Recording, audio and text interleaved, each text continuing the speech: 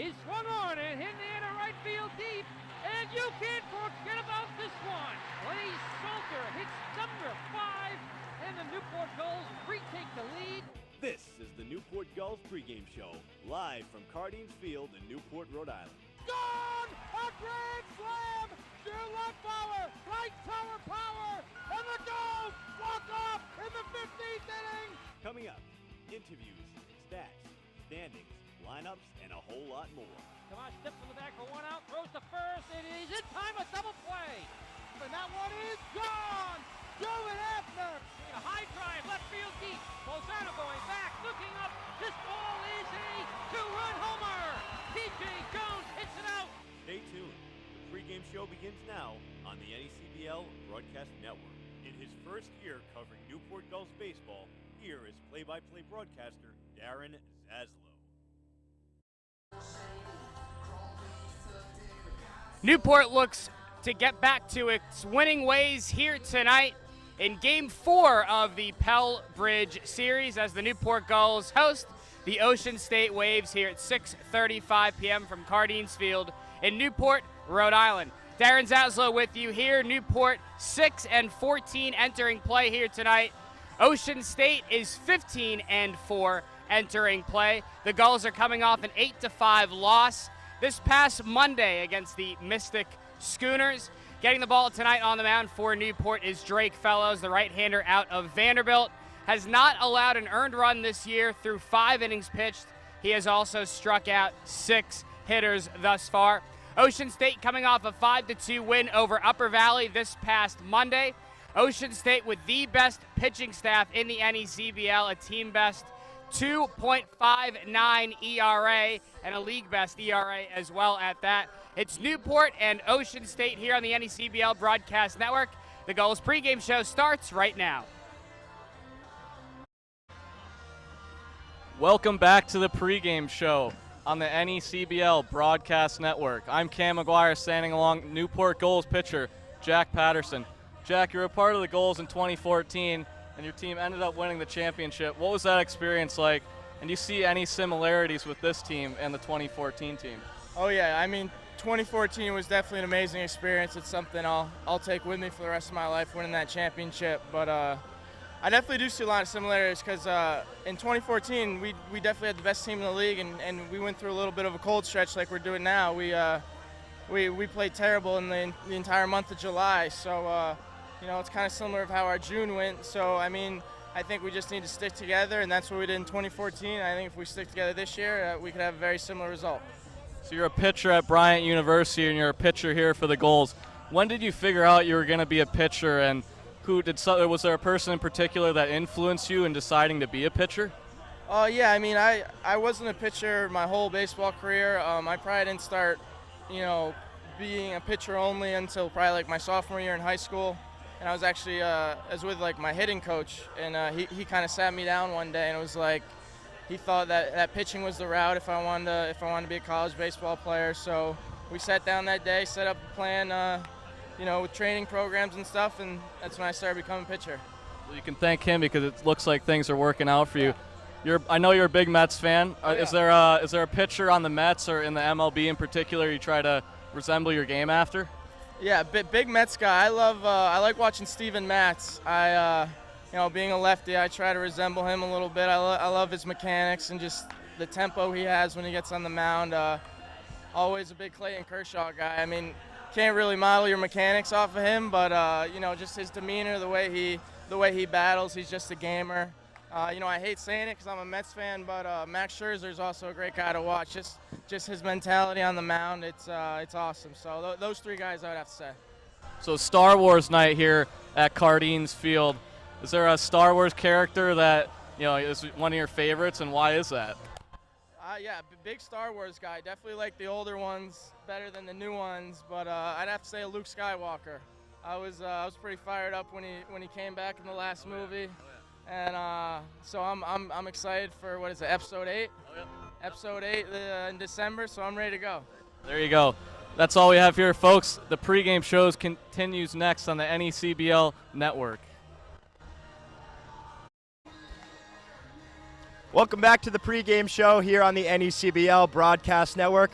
I'm here alongside Bruce Steele, infielder for the Wake Forest Demon Deacons. Bruce, you guys made it to the Super Regionals this year in the NCAA tournament. Lost to the eventual NCAA champs in Florida. What was that experience like? I mean, it was unbelievable. I think that's the first time we've been to Super Regionals in a decade. And the group of guys that we had, it was just an unbelievable experience. And Florida, they did their thing. They're a great team. So congrats to them. Now, you missed your sophomore campaign. You redshirted when you tore your ligament in your thumb. What was it like kind of having to come back from that injury and playing ball after a full year off, which is probably the first time you've done that ever? Right, yeah. It was tough going through all the physical therapy and just waiting and watching. But, my teammates were there for me the whole time, the coaching staff at Wake, my trainer, Jeff Strom, my parents. And it was just amazing to get back out there this year. So far this season, what's kind of been your favorite part about Newport, either on or off the field? Definitely on the field. I think we have the greatest group of guys I've ever played summer ball with. And we're going to start to gel here soon, and it's going to get real fun. What's going to be the key going forward for the Gulls? I think the key is just to play pitch by pitch and out by out. We can't think big picture here. We got to just keep thinking about each individual play and pitch in order for us to fully get going. Obviously, things haven't gone totally your way so far this season. What do you guys have to do to kind of right the table and kind of, because you guys know how much talent you have, what do you have to do? Right, we just got to put June behind us and start new in July. All right, that's Bruce Steele. I'm Dave Peck. The pregame show continues next here on the NECBL Broadcast Network.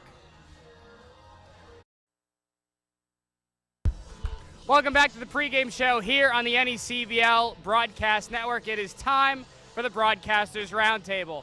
Darren Zaslow with you. Here to my left is Newport Gulls field reporter Dave Peck, and to my right, the voice of the Ocean State Waves, Stone Freeman. Dave, we'll start with you. Let's talk about defense right now. Newport with a .952 fielding percentage. It's the second lowest fielding percentage in the NECBL.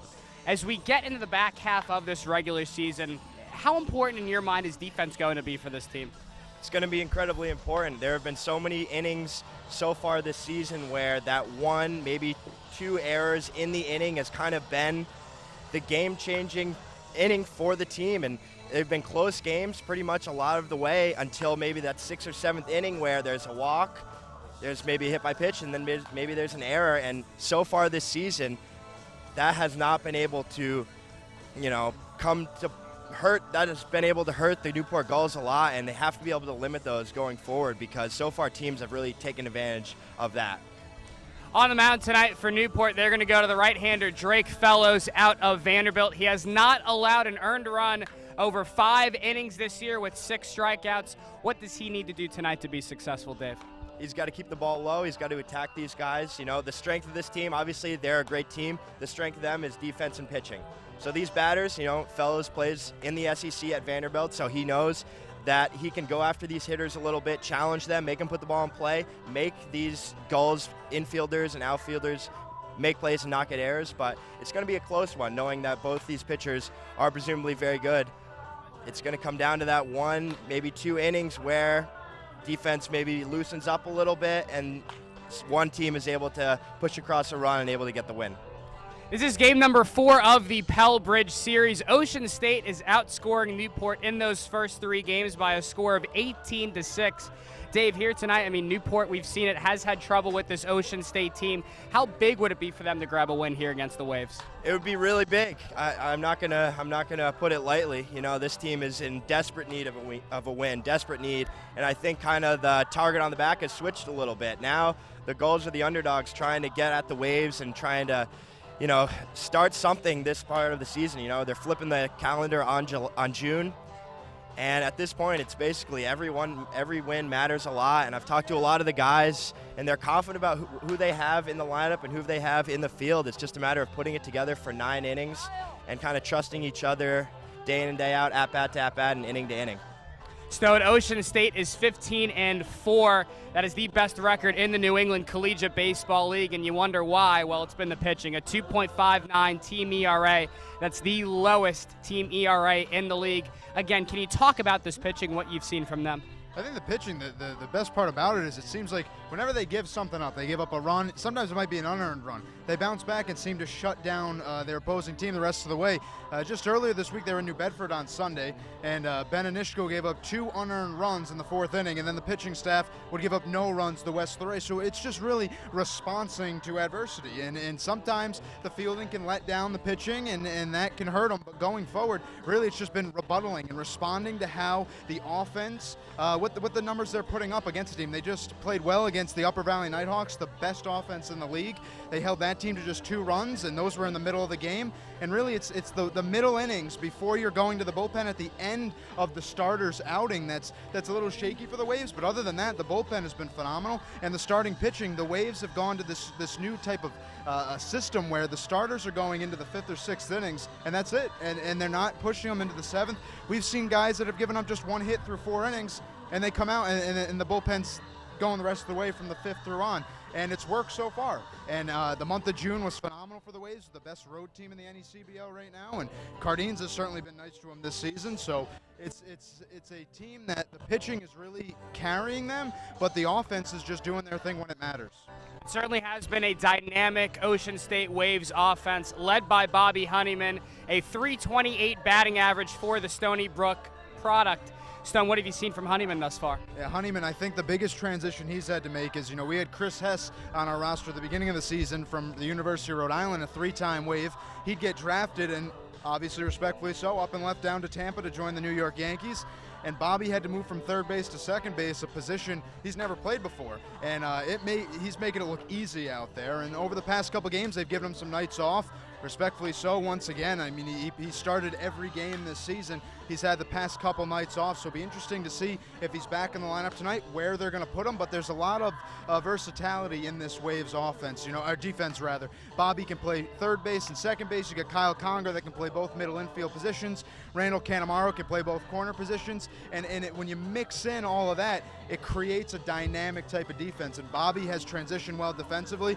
And you said it, the offensive numbers are speaking for themselves. Batting over 300 a year after playing in the Northwoods League. He's here in the NECBL, and it looks like he's transitioning without a hitch. It is an Ocean State Waves team that is in first place, that 15-4 record here in the NECBL's Southern Division. Stone, what has been the mindset of this team, and how has that helped them be successful? I think the mindset really is they're just having fun, and I think that goes for a lot of baseball teams. But the thing that separates good baseball teams from great baseball teams is your ability to, when you're down, how do you respond to that? And that's something that the manager, Jimmy Sorrow, has talked to me about. He's just excited that when the guys go down 2-0, the game's not over. It very rarely does it snowball. They've had a couple losses this season where, they make the game 2-1, and then we had a game against Winnipesaukee last week, 2-1 after 4 innings, and then Winnipesaukee would go on to win 10-1.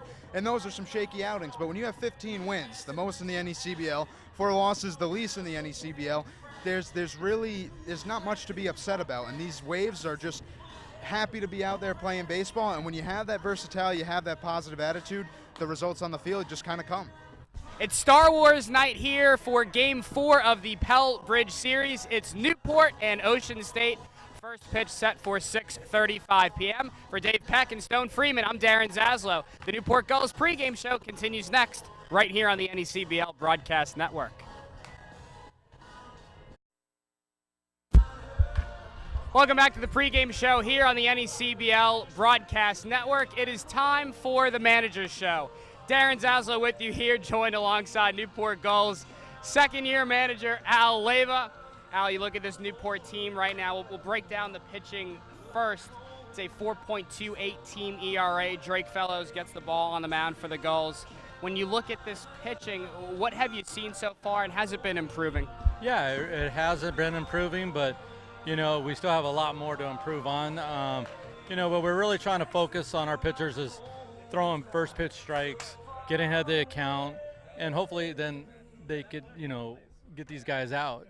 Obviously you're not going to get everybody out, but if you can get that first pitch strike, stay ahead of the count, then they're going to have to hit pitches that are mistakes.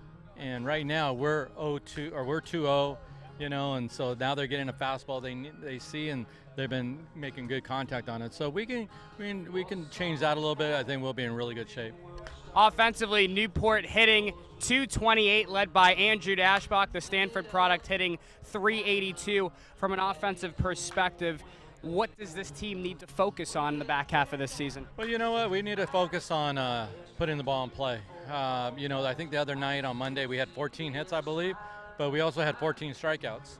And so when you put those 14 strikeouts in the game and you minus that over 9 innings, we're only hitting for 6 innings. And that's tough to win a ball game when you're only going to hit for 6 innings. So we're really stressing right now, don't be afraid to get to 2 strikes, but you got to put the ball in play. Obviously, if we could cut down our strikeouts to 3 strikeouts or 4, then you're in really good shape. So we definitely got to cut the strikeouts down, and we've been putting the ball in play, meaning when we do hit the ball, hard ground ball somewhere or line drive somewhere, and that's all you can ask for. But we really got to cut down on the strikeouts. Newport is 6-14 entering play here tonight. It is game 21 of the NECBL regular season. When you talk to this team, how important is it for them to understand the task at hand and not worry about what other teams are doing in the league? Well, obviously, you don't want to have a start like we did. You want to be probably like Ocean State. But, if we can get hot now like we have in the past, if history repeats itself, this is usually when we get hot. And 24 games later, hopefully we're 20-4. Or maybe we're 24-0. That's pretty impossible, but, we'd take that. But if we could go 20-4, I think we'd find ourselves in a 1 or 2 spot in the playoffs. But in order to do that, you got to win the first game. In order to win the first game, you got to win the first inning. In order to do that, you got to win the first pitch. And that's what it's going to come back down to is, grinding it out and, just, making things happen. We've been the fortune of, I always say it's better to be lucky than good. And right now, our bad luck has been if it wasn't for bad luck, we'd have no luck at all. So we got to create good luck. And I think if we start doing that, I think you're going to see things really turn here. And hopefully at the end of this month, you're going to say, hey, Al, we're 20-4 like you predicted. And, and everything's hunky-dory. So you got to get hot at the right time, but it's pressure now. We have to do it now. It's not next week. It's not tomorrow. It starts today. It's Newport and Ocean State here on Star Wars Night at Cardines Field. First pitch is set for 6:35 p.m. For Newport Gulls manager Al Leyva, I am Darren Zaslow. Newport Gulls baseball is up next right here on the NECBL Broadcast Network. Once again, here's Darren Zaslow and the Newport Gulls broadcast team.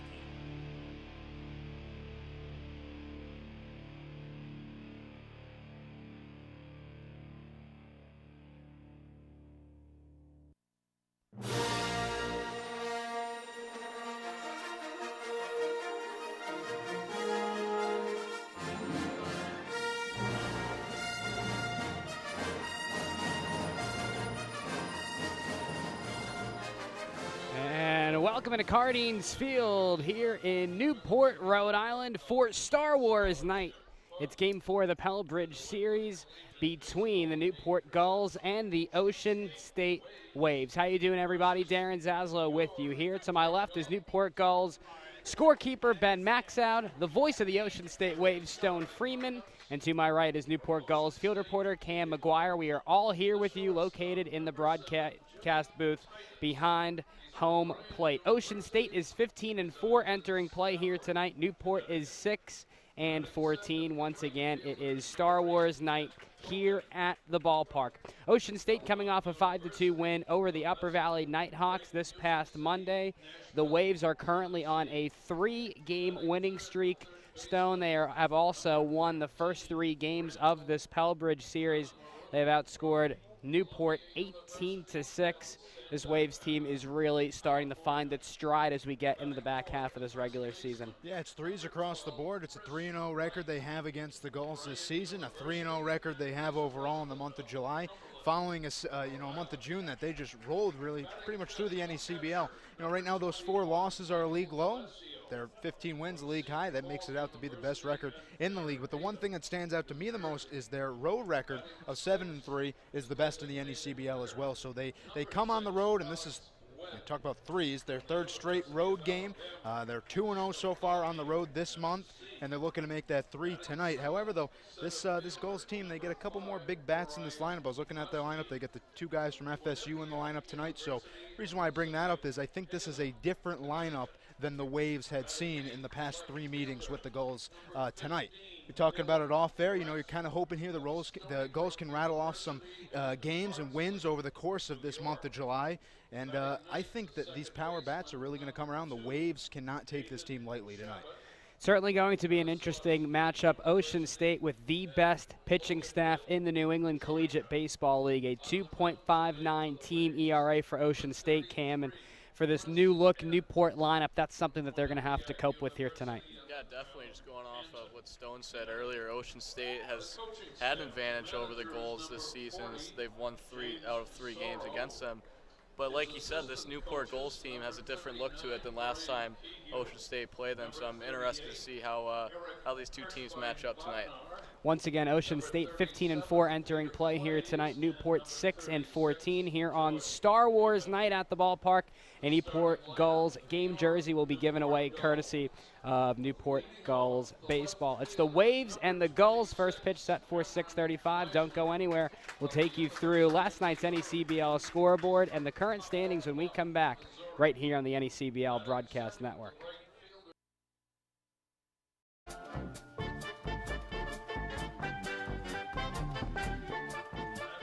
Welcome back to Star Wars night here at Cardines Field in Newport, Rhode Island. It's Game 4 of the Pell Bridge Series between Newport and Ocean State. Now we'll turn things over to Gulls field reporter Cam McGuire for a look around the NECBL scoreboard and the current standings. Yeah, last night the Keene Swamp Bats had a convincing win over Upper Valley Nighthawks, 14-5. The Sanford Mainers defeated the Winnipesaukee Muskrats with a score of 6-5. Over in Mystic came out on top against Danbury, a score of 5-1. And North Adams defeated the Valley Blue Sox 5-4. Looking at the standings in the NECBL, starting off in the Northern Division, the Upper Valley Nighthawks are in first place by a game over the Valley Blue Sox. In third place at 500 is the Keene Swamp Bats, 3 games back from first. The North Adams Steeplecats sit at 9-12. The Vermont Mountaineers below them at 8-11. The Muskrats from Winnipesaukee are 8-13. And to round out that Northern Division, it's the Sanford Mainers at 7-15. Looking over to the Southern Division, Ocean State 15-4 on the season. That puts them at first place. Mystic Schooners, though, creeping up a little bit on them, 13-7, 2.5 games back from them. Danbury is 13-10, 4 games back. Plymouth Pilgrims, 11-10, 5 games back. New Bedford Bay Sox are 8-12, and at the bottom of the division are the Newport Gulls at 6-14. Thanks so much, Cam. And well, now that we're in July, we can start to begin to talk about playoffs in the postseason here in the New England Collegiate Baseball League. So to put things in perspective, Newport 5.5 games out of that third and final playoff spot in the Southern Division. You know, when we talk about playoffs in June, Stone, now in July, when you hear postseason, it starts to mean that much more. I think you're right there. I think it means a ton. And you know, with a 44-game season, you play a bulk of your games in the month of July. The Waves and the Gulls right now, they're still not quite in the second half of the season, just on the brink here. Game number 20 for the Waves, 21 for the Gulls. 22 is the, you know, statistically, legitimately halfway point. So you're really going to play more than half your games here in the month of July. And I know from the Waves' perspective, that's big. Yesterday they had the off day, as I know the Gulls did too, on our nation's holiday, the 4th of July. But now going forward, the Waves have 3 off days in this whole month, and that's including the All-Star break. And that's, you know, that's where you kind of, an area of concern. You know, how does a pitching staff that's had a lot of days off, they've benefited from rain delays and rain postponements and stuff, how does a team like that build? But that's what's going to separate the good from the great teams, and that's where I think the Gulls have a legitimate chance to turn this thing around. You're right, you know, maybe you shouldn't be chasing the Waves so much as you're 9 games out of first place, but you can certainly chase that 3 seed or that 2 seed. And this year, the new realignment in the NECBL in terms of how the playoff bracket's going to work, you know, all you got to do is win 1 play-in game, essentially the 2 versus the 3, and you get a shot in the NECBL South Championship. That's big.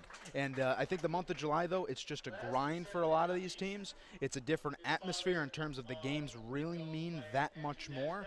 But these guys are going to play a lot of games on both sides of the field tonight, and this is just, the fourth game of the month for both the teams. So there's a lot more baseball left to play, and a lot of things can happen. Certainly should be an excellent ball game here tonight between Newport and Ocean State. Don't go anywhere. We will bring you the national anthem right after this, right here on the NECBL Broadcast Network.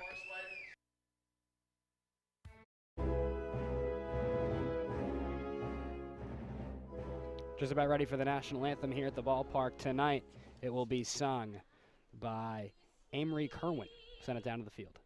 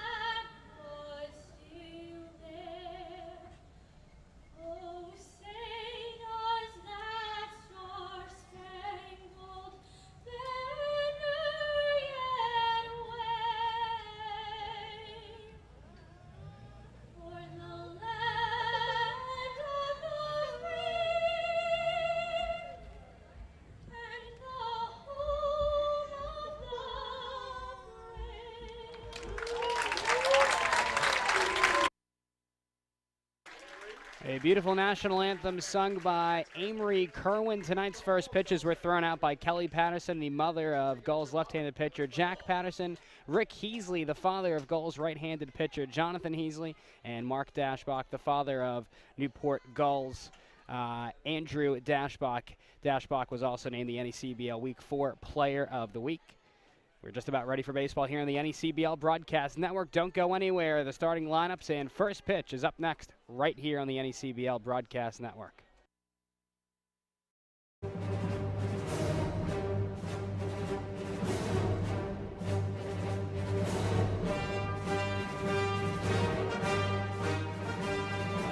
Welcome back here to Star Wars Night at Cardines Field in Newport, Rhode Island for Game 4 of the Pell Bridge series between the Ocean State Waves and the Newport Gulls. Darren Zaslow with you here, joined alongside Gulls scorekeeper Ben Maxoud, the voice of the Ocean State Waves, Stone Freeman, and Gulls field reporter Cam McGuire. We are all here with you in the broadcast booth located behind home plate. And now to take you through the starting lineup for the visiting Ocean State Waves, who entered tonight's contest with a record of 15-4. Here is the voice of the Ocean State Waves, Stone Freeman. Thanks so much, Darren. We'll start things off with the shortstop and newly acquired Bryant Bulldog, Jimmy Titus, leading things off. Then it's Matt Cogan, the right fielder from Belmont, followed by number 13, third baseman Randall Canamaro. Then it's Chris Wright. Number 12, the first baseman from Bryant. He'll clean things up. Michael Eschio, the Seton Hall catcher, bats sixth. Alex Webb, catcher / designated hitter tonight, bats sixth. Brian Moskey, the seventh man in the lineup, the center fielder from Quinnipiac. Then it's Dylan Resk, the left fielder from Stony Brook, batting eighth. And rounding things up, David Shabu, the second baseman from Kennesaw State. Thank you so much, Stone. And they will go to work against the starting right-handed pitcher on the mound for the Newport Gulls. It will be Drake Fellows out of Vanderbilt. Thus far for Fellows, he has not allowed an earned run yet. He has thrown 5 innings, giving up 3 hits. He has struck out 6 hitters, and he has walked 2 batters. And now the starting lineup for the Newport Gulls, who enter tonight's contest with a record of 6-14 overall. Leading off is the left fielder out of Missouri, Cameron Meisner. Batting second, the right fielder from Stanford, Andrew Dashbach. In the number 3 spot, the first baseman out of Wright State, Gabe Snyder. Batting cleanup, the second baseman from Florida State, Nick Durr. Dominic DiRenzo is behind home plate out of Oklahoma. He bats 5th. Liam McGill, the designated hitter from Columbia. He bats 6th. In the number 7 spot is the shortstop, Bruce Steele, out of Wake Forest. In center field, batting 8th is J.C. Flowers out of Florida State, and rounding out the Newport lineup, manning the hot corner at third base is Carter Aldretti out of Arizona State. Newport will go to work against the southpaw out of Quinnipiac, and Chris Enns, and here's Stone Freeman to tell you more about him. Yeah, Chris Enns on the season, making his 4th start of the year. So far, he's gone 1-1 with a 3.55 ERA. He's gone 12 2/3 innings pitched, 11 strikeouts, 7 walks, and giving up 11 hits. His last time out, he was roughed up in just 3 innings of work in a shortened 7-inning game in a doubleheader versus Mystic last Monday. He gave up 5 runs, 4 of which were earned on 6 hits, struck out 2 batters, and walked a batter. That is his only loss decision on the season. Other than that, at Quinnipiac this season, the southpaw was the best starter in the rotation, 4-2 with a 2.09 ERA, 37 strikeouts to 18 walks and 51 2 innings pitched. Here tonight, your umpires here at Cardines Field in Newport, Rhode Island. Once again, this is Star Wars night. Behind the plate is Vincent Kreitzer, and on the bags, Matthew Hensel and Joe Gravina. And your Newport weather here at the ballpark, 73 degrees and sunny. 10-mile-per-hour winds will touch down to about 71 degrees by that 9 p.m. mark. So a gorgeous night for baseball. We will also take you through the starting defensive alignment for Newport here in the frame, as from left to right around that Gulls infield, Carter Aldretti is at third base, Bruce Steele is at shortstop, Nick Durr is at second base, Gabe Snyder is at first.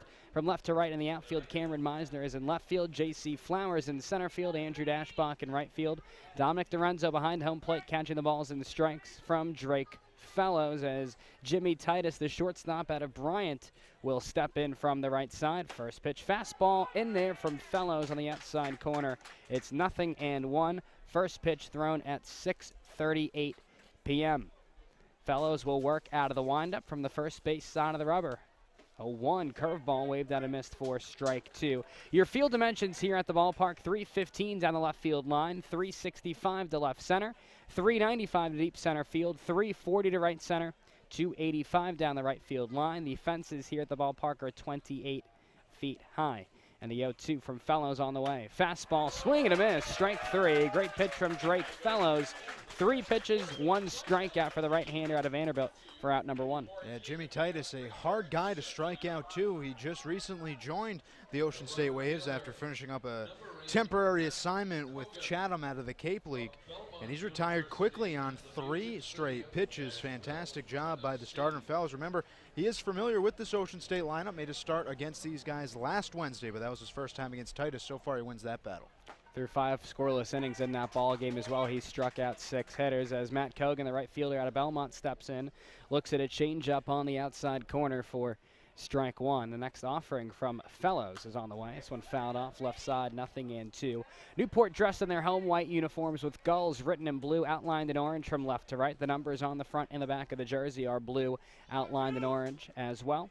The Gulls also wear white pants with a blue and orange stripe down the sides.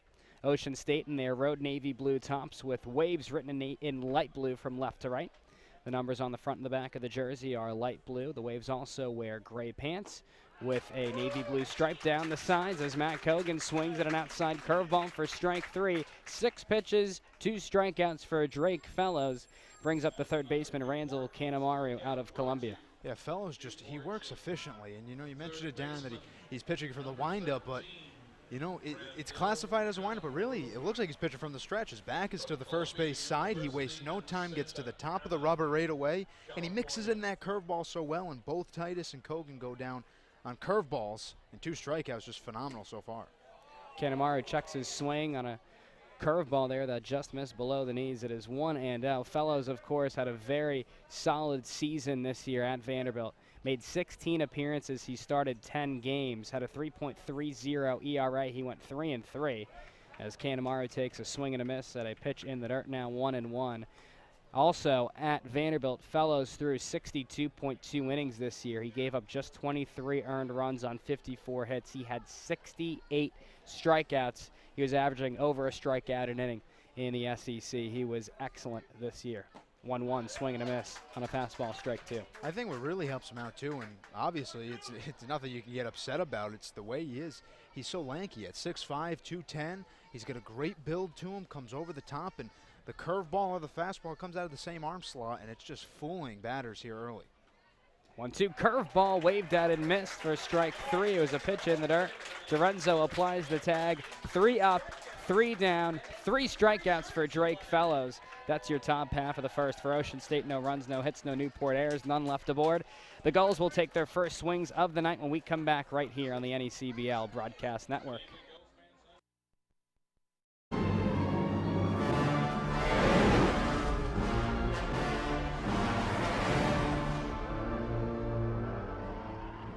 Welcome you back here to Star Wars Night at Cardines Field in Newport, Rhode Island. Drake Fellows, Newport starting right-handed pitcher on the mound out of Vanderbilt.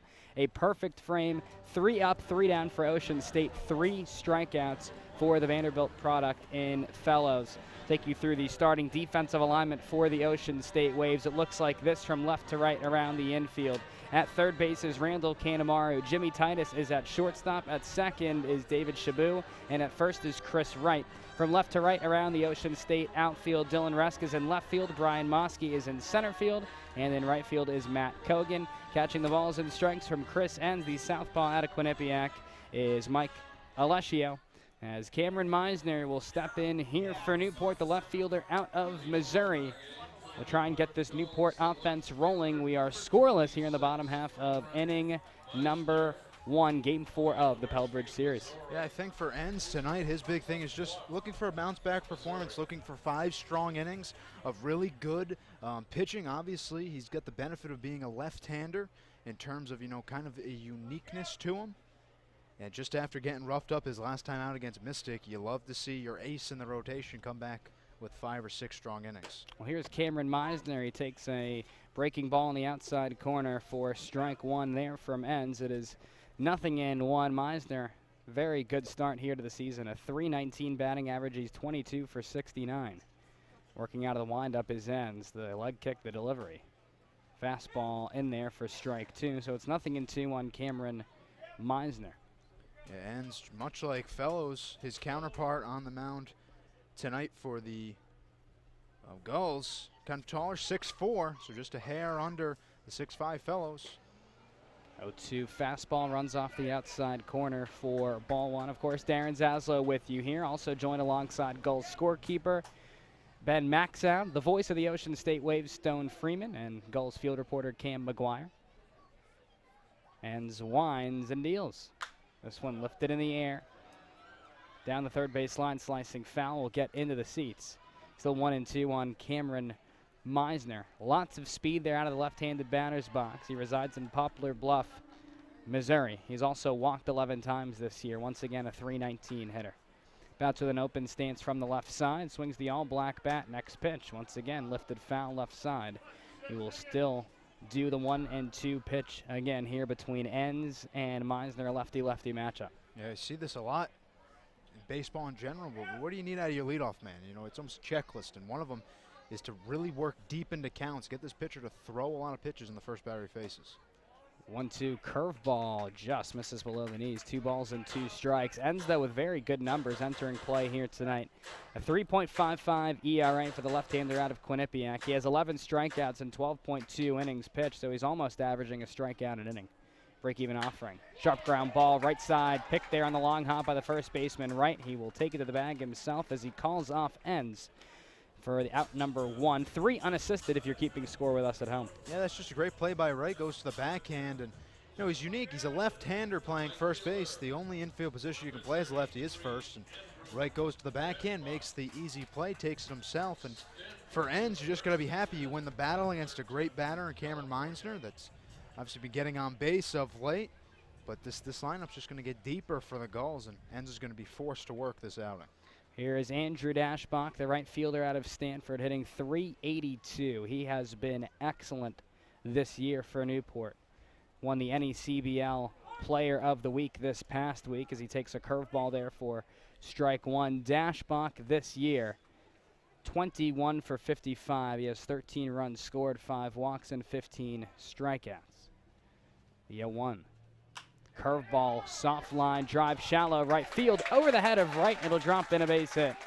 Andrew Dashbach continues his excellent 2017 campaign with a 1-out single here in the bottom half of the first. It brings up Gabe Snyder, the first baseman out of Wright State. Yeah, that's so impressive for Dashbach because he finds the hole that you can put a base hit in, but those 5 homers that lead the team, it's base hits like that are the reason why his average is through the roof, and finds the only space out there really right. It's going over his head and too shallow for Kogan to run in on. You get a base hit and put somebody aboard here in the first inning, forcing Enns to now work from the stretch. Here's Gabe Snyder, a .323 hitter entering play. He bats from the left side.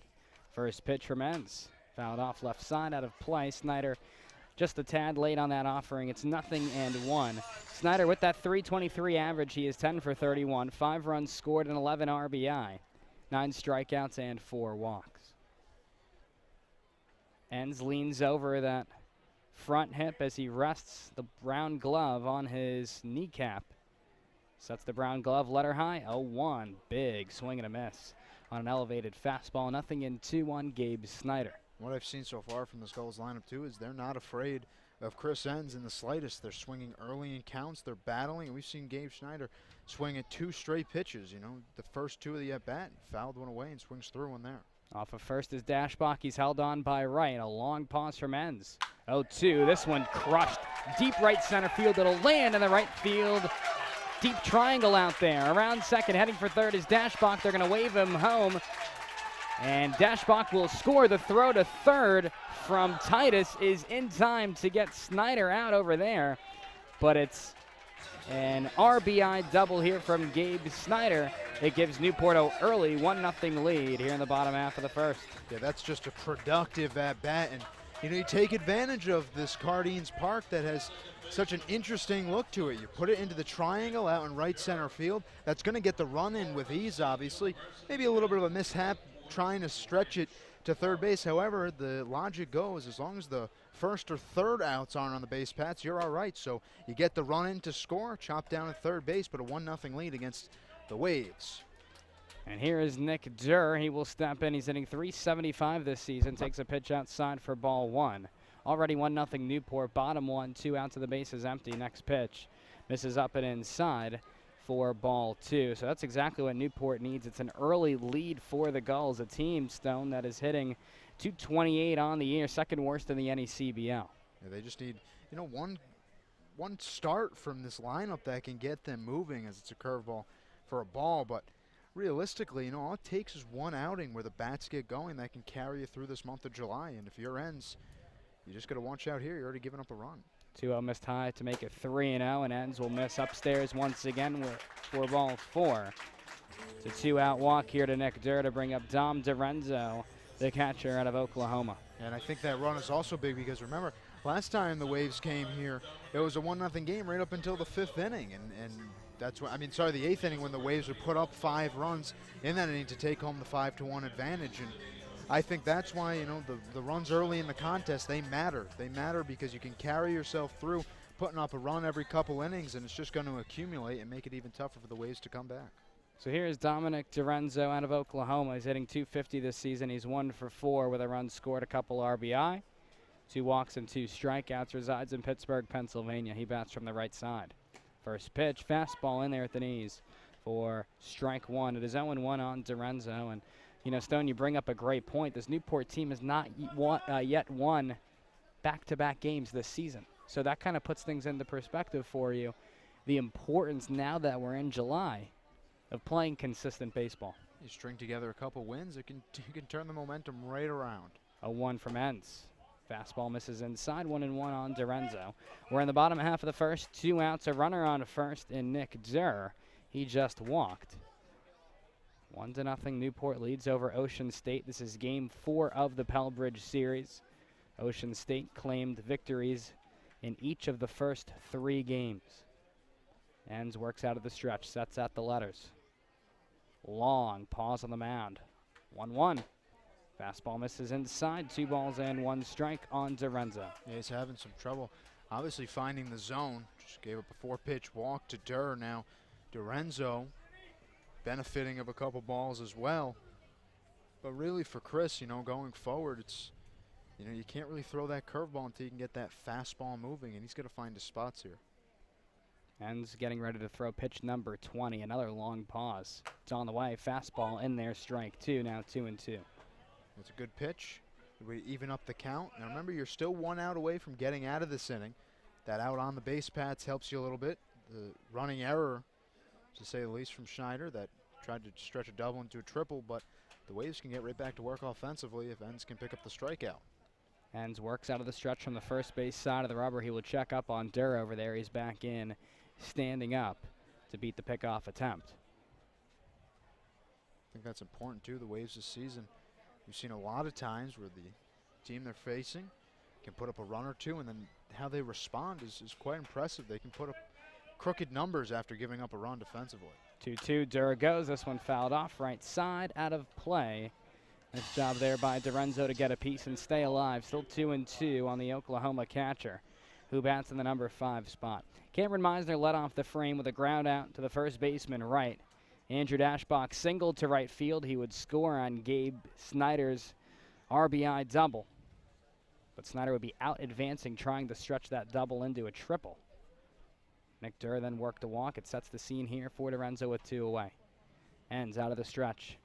Break-even offering. Swing and a miss, strike 3, an elevated fastball gets Dorenzo for out number 3. First strikeout of the ball game for Enns, but for Newport the damage has been done. The Gulls push across 1 run on 2 hits. They leave 1 aboard with no Ocean State errors. We are through 1 full inning of play here at Cardines Field with your score: Newport 1, Ocean State 0. This is the NECBL Broadcast Network.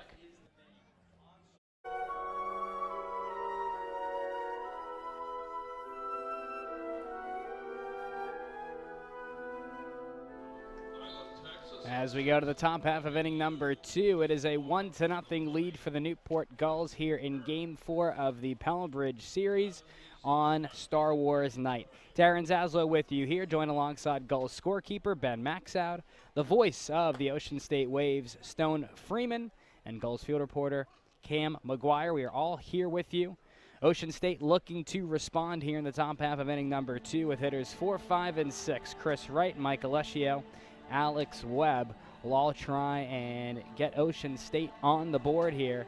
But they're going to have to do it against Drake Fellows, who in that first frame was excellent on the mound. 3 up, 3 down, 3 strikeouts. The right-hander out of Vanderbilt, Stone looks dominant. Yeah, I think he looks fantastic, and obviously you can't get a better start than 3 straight strikeouts, including 2 strikeouts to both Titus and Kogan that were on 6 straight pitches. He's just looked phenomenal, and he's so flexible, durable on the mound. And he makes it look effortless, and that's the most impressive part. Now he's going to face Chris Wright here. That's one of the bigger bats in this lineup. First pitch from Fellows. Hard fastball runs wide for ball 1. Right out of Bryant this year. Wright is hitting .327. He's been very good for this Waves team. 17 for 52 with 10 runs scored. Looks at a fastball on the outer edge for strike 1. Levels the count at 1-1. Yeah, I think with Fellows, obviously that curveball, when he mixes it in can fool you, but that fastball, he just hits his spots, and that's what Waves batter's going to realize. 1-1 change-up, swing and a miss. Excellent pitch there from Fellows. Wright was way out in front of that offering. Fellows basically stands at a 45-degree angle there on the mound as he starts his windup. The 1-2 curveball weakly grounded to second base. Charging in is Durr. Fields on the run, throw to first. In time, 1 away. Great play by Durr. And that's the first out of the inning and first out of the game. That's not a strikeout, but Durr, another fantastic player at second base, doing his thing. Scoops it up with the glove hand, puts it into his bare hand and throws on the run. And it's a lot harder of a play than it looks, especially for a guy like Wright that's coming out of the left-handed batter's box. Here he has a step or 2 coming down the first baseline. So here's the catcher, Mike Alessio, out of Seton Hall. He bats from the right side. Alessio hitting .196 this year. Takes a first pitch fastball for strike 1. Fellows, that fastball right now, Stone, you talked about it.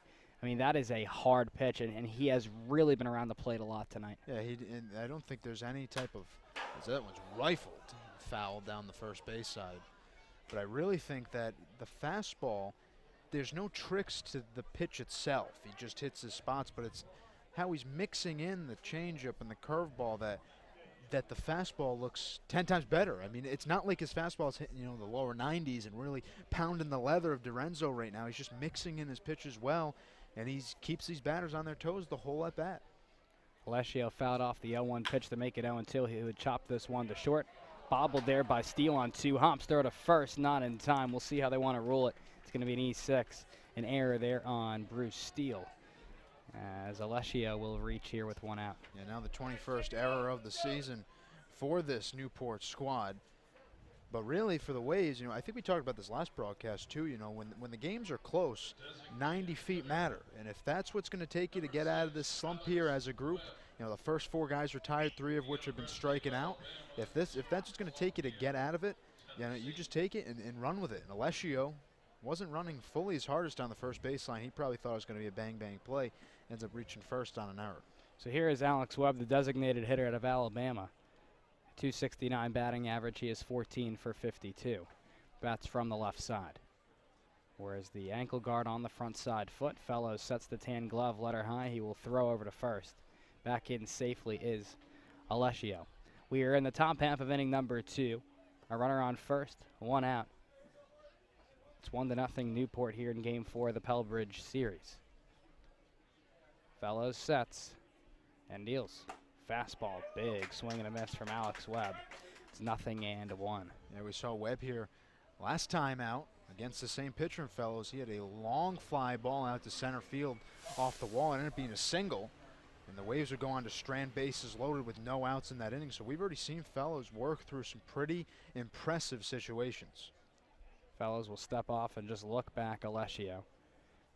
Webb here, like we said, batting from the left side with the all-white batting gloves. Swings the brown-barreled bat and the black handle. Newport's middle infield, the shortstop Steele, the second baseman Durr pinched a double play depth. And now Fellows and Dorenzo will have a quick chat on the mound. To speak to Fellows' dominance, Stone, at least in my opinion, I mean, we have not seen really hard contact with the exception of what you just mentioned, Alessio's foul ball off to the right side. That was probably the hardest contact that we've seen off of Fellows here throughout the ball game. Yeah, and I think maybe it's something that the Waves have to see him a little bit more, but when you've already pitched, batted against this kid on the season, and he doesn't have any tricks up his sleeve, just the mixing of the pitches. 1-0 fastball misses off the plate. But I think really for the Ocean State Waves now, you take advantage of that error. Jimmy Sorrow, the manager, loves to play small ball. Now I think here Webb's already got a strike on him. It'd be unlikely that he puts down a bunt, and especially with 1 out. But Alessio, the team leader in stolen bases with 9, I wouldn't be surprised if he goes here. Third baseman Aladretti plays even with the bag. Pitch a called ball as Alessio tries the steal. He beats the throw from Dorenzo. It's a stolen base from Mike Alessio. Puts him in scoring position there at second base. Not a bad throw from Dorenzo, but Alessio there got a great jump. And Stone, he is in scoring position for this Ocean State team. Once again, that pitch was down in the strike zone. It's 2 balls and 1 strike on Alex Webb. Yeah, Alessio now at 10 stolen bases on the season. I think that was a great throw down from Dorenzo. It just was shaded off to the shortstop side of second base and forced the position player to swipe over towards Alessio sliding in, and he easily beat it out. But, runner in scoring position off of that error now. Next offering. Big swing and a miss there from Webb. So there you see Fellows going back to the outside corner there. And the count levels at 2 balls and 2 strikes. Alessio is on second base. He reached on an error and then stole second base here during the at-bat with Webb. They've yet to go inside to Alex Webb. And not that he's a power hitter, but when you've seen the power that he did show here at Cardin's last time out, they've stayed away almost every pitch. 2-2 curveball misses downstairs, pushes the count full to 3 balls and 2 strikes. Good at bat here, though, from Webb. You fall into the bottom half of this lineup, and again about seeing pitches. And Webb coming off a 3-hit game last time out against Upper Valley, so he's looking to feed off of that offense and in the DH spot today. Fellows out of the stretch, set to the belt. And now we'll step off and look back. Alessio towards second base. I think Alessio kind of bothers him out at second because he reached on an error too. He really shouldn't be on the base paths at all. He should be working against Webb, full count, 2 outs. But instead, you're a base hit away, and Alessio's got great speed, especially for a catcher. And Alex Webb, if he can push something through, you're looking at a tie ball game. Fellows sets and deals. Fastball misses down and away for ball 4, so it'll put runners on first and second off the 1-out walk to Alex Webb. It brings up the center fielder, Brian Mosky, out of Quinnipiac. He's hitting 167 this year, 7 for 42, 6 runs scored, and 5 RBI. Yeah, Mosky has turned things around.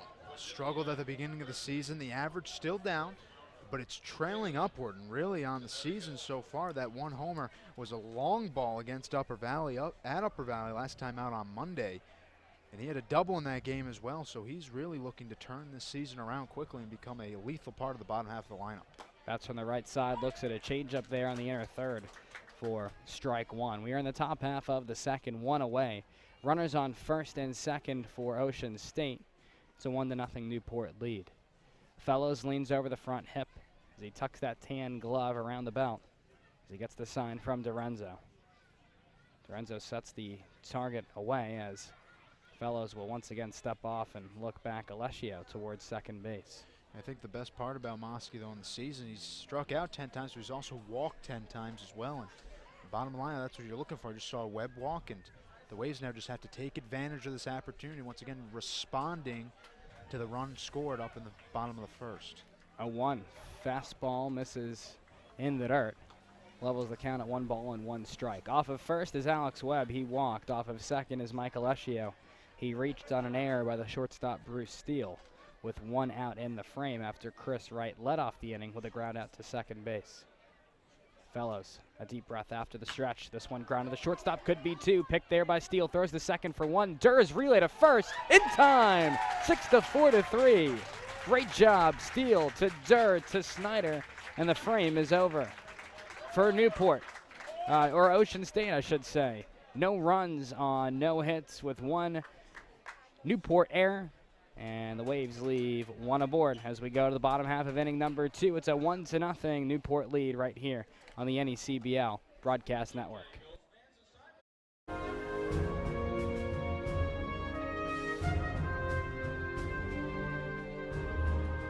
Welcome back here on the NECBL Broadcast Network. Newport takes a 1-0 lead in the bottom half of inning number 2.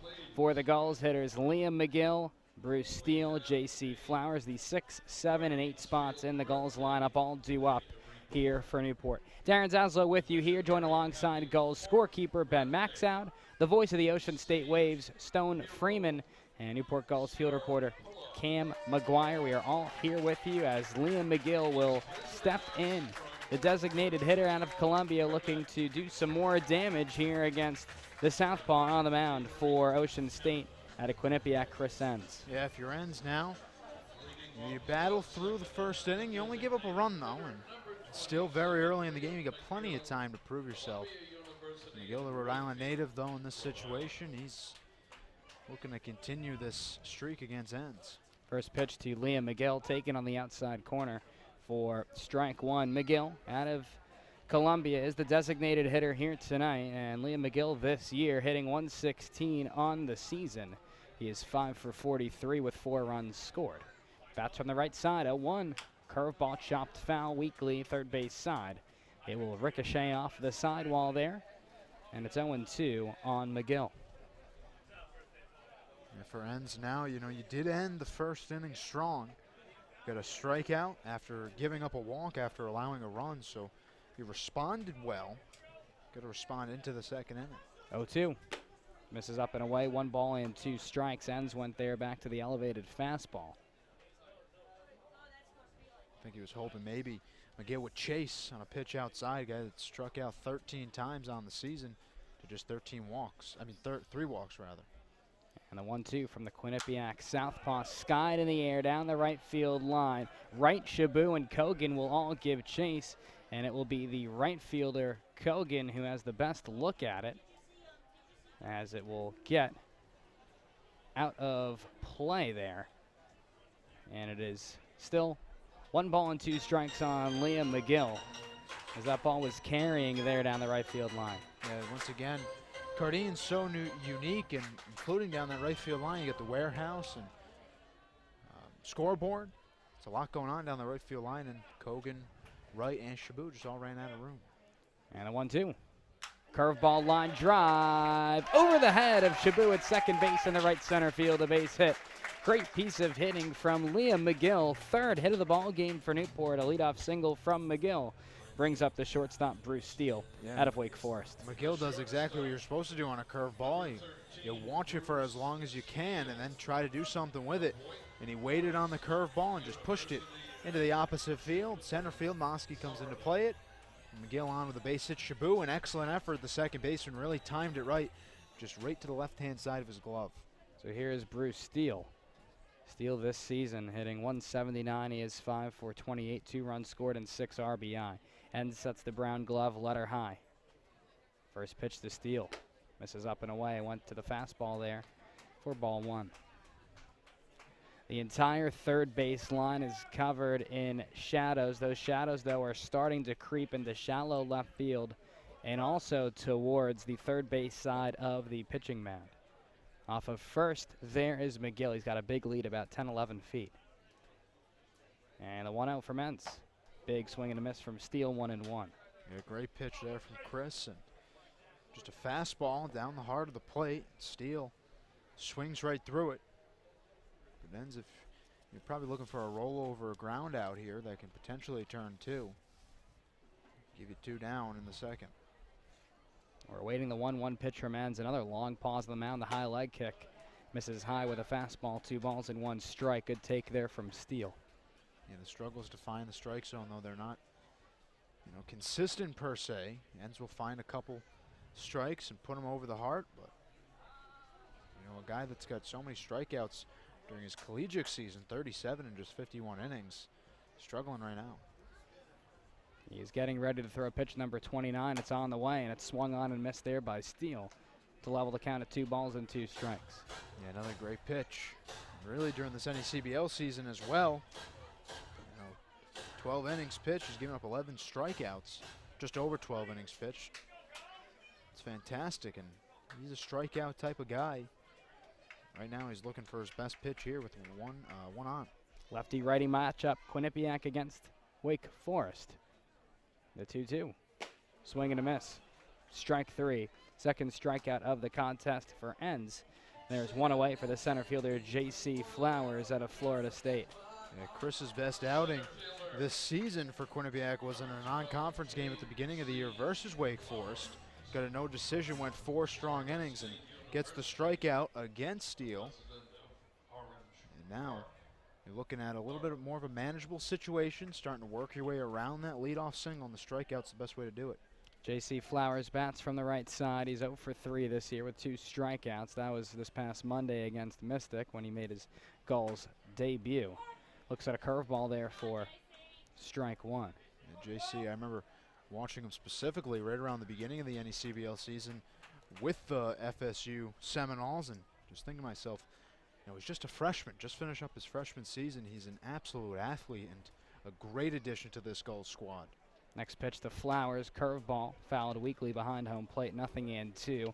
J.C. Flowers this year at Florida State played in 68 games, made 67 starts at .235. He was 50 for 213 with 44 runs scored, 4 doubles, 3 triples, 2 home runs, and 32 RBI. He also had a .359 on-base percentage. He bats from the right side here. Where's the blue and orange batting gloves? He swings the all-black bat with the ankle guard on the front side foot as he steps out of the box. The numbers that you just read are veteran-esque numbers, guys that have been, especially in ACC ball. I mean, that's just so competitive in a Power 5 conference and one of baseball's finest in the college level. The 0-2 to Flowers is fouled straight back. Nice job by J.C. Flowers to get a piece of that one. Still 0-2 on the Florida State center fielder. Liam McGill led off the inning with a single to right center field. Bruce Steele struck out. Sets the scene here with 1 away for Flowers. Bats from the right side. The back foot on the back line in the right-handed batter's box. Enns will set and deal. This one grounded weakly third base side, and it will roll just foul there and ricochet off the sidewall into the left field corner. Yeah, where that pitch is located inside, and one of those pitches that it's so tough to get contact on, and when you do, it's usually not a good piece of hitting, and right there proved it. Fortunately went foul, but it's also a pitch that's just too close to take, and good hitters will recognize that. And on curveballs and fastballs that run inside, they're strikeout pitches. Ends once again out of the stretch. That's the brown glove, letter high, 0-2. Fastball runs up and in towards the hands of Flowers. 1 ball and 2 strikes on the Florida State center fielder. Yeah. Feels like Flowers has been up to bat forever. You'd think he'd seen a couple pitches. That's just the first pitch he's taken, so really a deep at bat and going on pitch number 6. Nice size lead over there from McGill once again. 1-2. Curveball misses up and away. 2 balls and 2 strikes. The back line in the right-handed batter's box starting to wear away here in the bottom half of inning number 2, where Newport leads 1-0 with 1 away and a runner on first. Enns is ready. So is Flowers. Enns will throw over to first. Back in standing up is Liam McGill. Really for Chris now, though. The at-bat is being dictated by the man he's pitching against, and Flowers. He fouls off all those strikes and now is forced to throw 2 balls, one on a waste pitch. On the last pitch, the curveball that was up and away. But Flowers is controlling what Enns does, essentially. Enns once again, another pickoff move over to first. Back in safely is McGill. This was a Florida State team this year that went 46-23 overall. Had an excellent year, made it to Omaha in the College World Series. Flowers bats from the right side. 2-2, line drive, base hit right center field. McGill will go station to station. He will stop at second base as Kogan gets the ball back quickly into the infield. Nice piece of hitting from J.C. Flowers. It's the first hit of the season for Flowers as a Newport Gull. Puts runners on first and second for Carter Aldretti, the third baseman out of Arizona State University.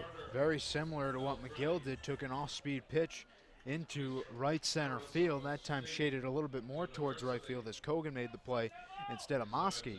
But now you're looking at first and second, 1 out, and the bottom of the lineup producing for the Gulls and making this bounce-back inning that Enns was looking to have fairly difficult.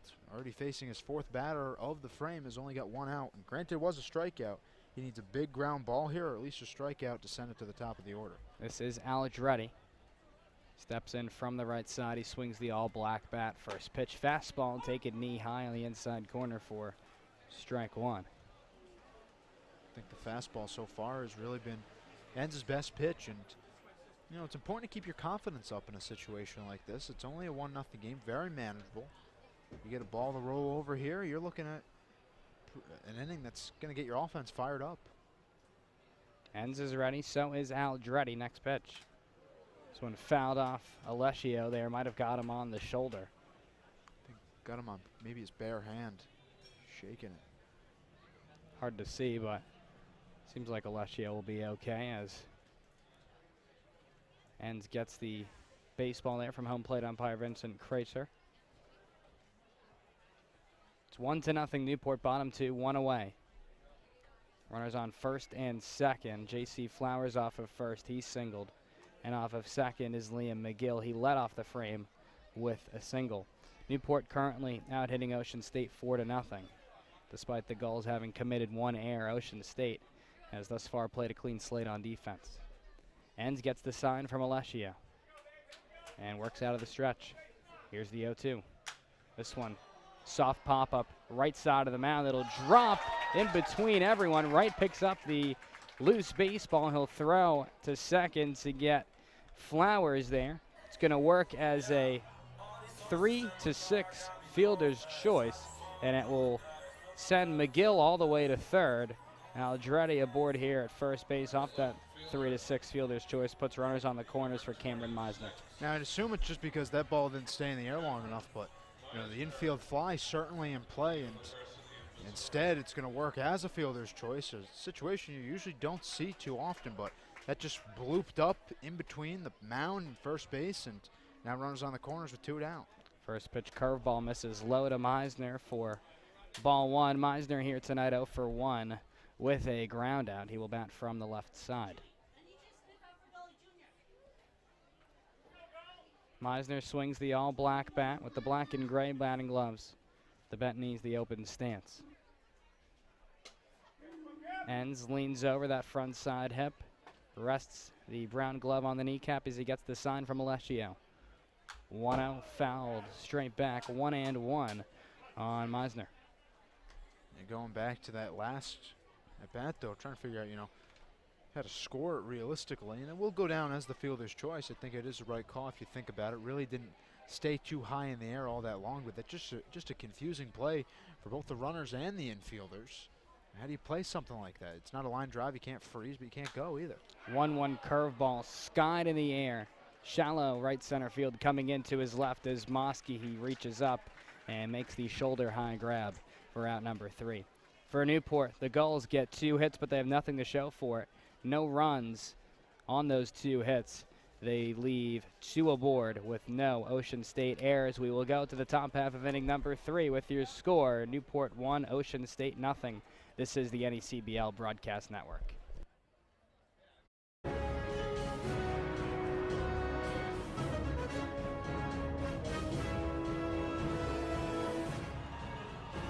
Top half of inning number 3 here at Cardines Field in Newport, Rhode Island on Star Wars night. It's a 1-0 lead for the Newport Gulls over the Ocean State Waves here in game number 4 of the Pell Bridge Series. Darren Zaslow with you here, joined alongside Gulls scorekeeper Ben Maxoud, the voice of the Ocean State Waves, Stone Freeman, and Newport Gulls field reporter Cam McGuire. Ocean State going to try and respond here offensively and look for its first hit of the night against Drake Fellows, who enters his 3rd full frame of work. Hitters 8, 9, and 1 due up for the Waves. Dylan Rusk, David Chabot, Jimmy Titus, all to face the right-hander out of Vanderbilt. Fellows winds and deals a fastball, misses off the outside corner for ball 1 to Dylan Rusk, the left fielder out of Stony Brook. Yeah, Rusk had 11 homers for Stony Brook in a freshman campaign. Provides a pop at the end of the lineup. Fouls this one straight back. It is 1-1 this year. Rask hitting 5 for 32. It's a 156 batting average. 5 runs scored, 2 RBI, and 3 walks. Resides in Ardsley, New York. Here's the 1-1 from Fellows. Curveball, big swing and a miss there from Rask. 1-2. He was able to get Rask to chase on a pitch in the dirt. Yeah, Rask, though, you can tell just by his work ethic how he knows that he's struggling. And one of the first guys usually at Old Mountain Field on home games to work with Pete Clay's the hitting coach. 1-2 curveball taken down and away, 2 balls and 2 strikes. And to kind of compare these teams furthermore, Ocean State, a 253 team batting average. You talk about the offense. That's number 5 in the NECBL. So even though it's not an offense that will really impress you all the time, this one bounced up the middle, backhanded stop by Durr, throw to first, not in time, infield single for Dylan Rusk in the first hit of the ball game for the Waves. Like we said, it's not, the top offense in the league, which you may expect with the 15 wins and just the 4 losses, but it's an efficient offense and an offense that can really get things going. Well, that's the thing. I mean, when your pitching staff is, opponents are batting under 200 against them, you got that team low in ERA still hanging around the 2.6, 2.7 area, sometimes even getting lower than that. Your offense doesn't have to stress itself out. You can score only 4 runs and be in a contest. You can score 3 runs and win a game, and I think that's really what the Waves can write home about is that pitching staff really just translate to a decent offensive performance that gets the job done. Here's David Chabot, squares around the bunt, gets it down third base side. Going to be a tough play for Aldretti. Fields on the bare hand, throw to first. It will get away from Snyder and roll into foul ground and kick off the sidewall. All the way to third base will go Rask. Into second base is Chabot. It's an excellent bunt from Chabot to put runners on second and third, and we'll see how they want to rule it. They're going to rule that an error on Aldretti. Second error of the night for the Gulls. And the reason why that's a tough play to call is, Chabot just gets a beautiful bunt down. I mean, absolutely fantastic. Put it exactly where it needed to be. And it's one of those plays where maybe if your corner infielders are just a shade in a little bit more, a guy like Aldretti that's got a beautiful arm, great defensively, if he can come in and set his feet and throw, Chabot's out by a step. But when you have to force yourself to throw a ball like that, bad things tend to happen. And now the Waves are really cooking, and they got runners in scoring position with the top of the lineup up. This is Jimmy Titus, the shortstop out of Bryant. He's 0 for 1. He will sky this one in the air. Right side foul ground. Giving it a look is DeRenzo along with Snyder, and it will get out of play. 0-1. So a big spot here for Ocean State with Jimmy Titus, the leadoff man. And, you know, you look at the second time through the lineup, but going back to, you know, what we were talking about earlier, in games that really the Waves are kind of taking advantage of the Gulls later in games, you don't want to give up base paths like that, and now a base hit can give the Waves the lead in the third. A one curveball misses up and in, 1 ball and 1 strike on Titus. Titus has been nothing but fantastic since coming into the lineup. He's missed a couple homers by 5 feet or so at Old Mountain Field and on Monday night at Upper Valley. So he's got a great pop, 8 homers for the Bryant Bulldogs last year, and just a fantastic leadoff man. 1-1 change up, tapped foul behind home plate. It is 1-2. Drake Fellows would love to get a strikeout here. And he needs it. He needs it right now, and I think that second inning is starting to creep up on him in terms of, you know, he did walk a guy, gave up an error, was fortunate to get a double play ball to get out of it, but you're not always going to be that fortunate. Now he's giving up a single and error in this inning. 1-2 curveball once again, fouled straight back. Excellent at bat here by Titus, the shortstop out of Bryant. Thus far for Fellows, he has thrown 36 pitches. 26 of them have been strikes. Gets his sign from Dorenzo and sets the tan glove belt high. The 1-2. Fastball once again, fouled straight back. Titus staying alive here from the right-handed batter's box. Yeah, Jimmy can battle, and I think really the Waves were kind of scratching for, they had good offensive performances in the absence of Chris Hess, but they were looking for somebody that could provide that offensive spark plug. And they get good power, but they needed contact, and I think that's exactly what Jimmy brings. 1-2, this one lifted in the air, shallow center field. Oncoming as Flowers reaches up, makes the play. Rusk will fake the tag home, and it's an excellent throw from Flowers to hold Rusk at third base. 1 away here off the fly out to center field. Brings up the right fielder, Matt Kogan out of Belmont. Yeah, we talked about the last time out when the Waves had faced the Gulls here. Twice they left the bases loaded with 1 or fewer outs, and this is one of those situations that the Waves had 2 men on, 1 man out in the second inning, couldn't push anything across. Right now you get 2 men on, only 1 out, with now the 2-3-4 hitters, some real good pop from Kogan, Canamaro, and Wright. But if you can't push somebody home to at least tie this ball game up, it's an inning that's going to haunt you going forward. Fellows against Kogan. He's 0 for 1. This one chopped to first. Glove there by Snyder. It keeps Rusk at third. They're going to throw back towards second to try and get Shaboo, and they do! A great tag from Bruce Steele. Great throw from Gabe Snyder, and the inning is over. How about that? It's going to be ruled as a 3-6 double play. You don't see that one all the time, and that's how the frame ends. Great job by Snyder. It's a heads-up play, and it gets Fellows out of the jam. For Ocean State, no runs on 1 hit on 1 Newport error. The Waves lead 1 aboard. We will go to the bottom half of inning number 3 with your score. Newport 1, Ocean State 0, right here on the NECBL Broadcast Network.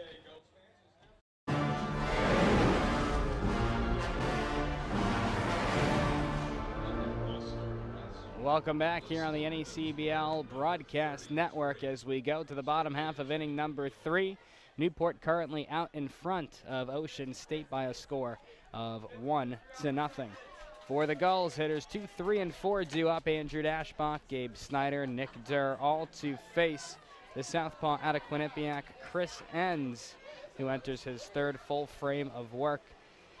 There you saw it, though, Stone, back in that top half of the 3rd. An excellent opportunity to score with runners on 2nd and 3rd in that frame.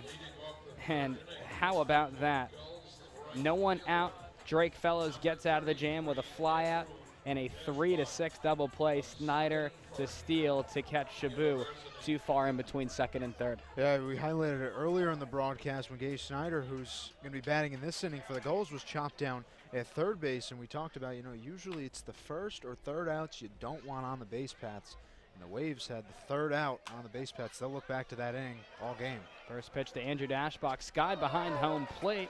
Could be playable, though, for Alessio, and he does make the grab right in front of us.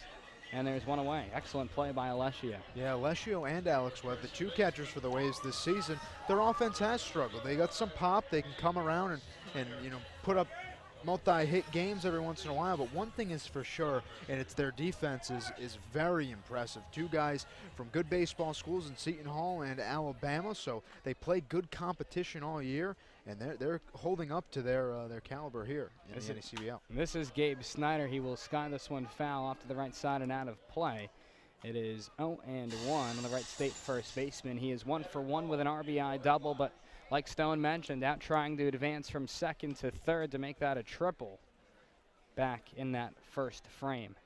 Next offering from Enns.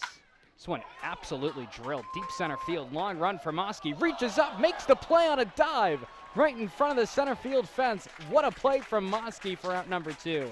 I mean, that's such a complex play. And anytime you see a guy lay out for a ball, you're so tempted to say that's a hard play. But that right there, I mean, and he kind of falls versus diving. But it's so hard because you're running back as the ball is going back over your head. You got to look up. Eventually, the ball's going to be over your head, so your eye contact has to stay with the ball the whole time. You stick your glove up, and a fantastic play. Momentum takes you over. You fall, but a fantastic play, and definitely a teammate-to-teammate interaction between Enns and Moski. This one, sharp ground ball to third, backhanded stop on a dive by Kanemaru. Third to first is low, and it gets away from right. Around first, heading for second is Durr. Right throw to second, not in time, can't be handled there by Titus. So there you have it. Nick Durr, we'll have to see how they want to roll that one. They're going to roll that one an error there on Kanemaru. We'll see how they roll it because it could go a couple different ways.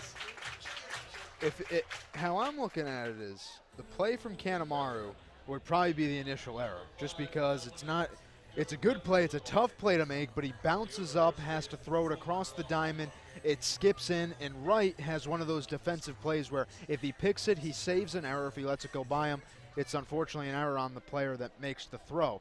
However, though, I don't think that's an error on Wright to Titus, just because at that point you're trying to play catch-up. So if it were me scoring it, and I know Benny Mack over here will do the right thing, but that's a complex play. Certainly a lot of different ways that you could rule that one for sure. Dominic DiRenzo steps in. Durr goes, pitch a called ball. Throw to third from Alessio is in time. Kanemaru there with the tag. Durr caught stealing, trying to steal third base, and that is how the frame ends. So for Newport in this frame, no runs on no hits, with one Ocean State error, and the Gulls cannot push any runs across. We will go to the top half of inning number 4 here at Cardines Field in Newport, Rhode Island, with your score: Newport 1, Ocean State 0. This is Game 4 of the Pell Bridge Series right here on the NECBL Broadcast Network.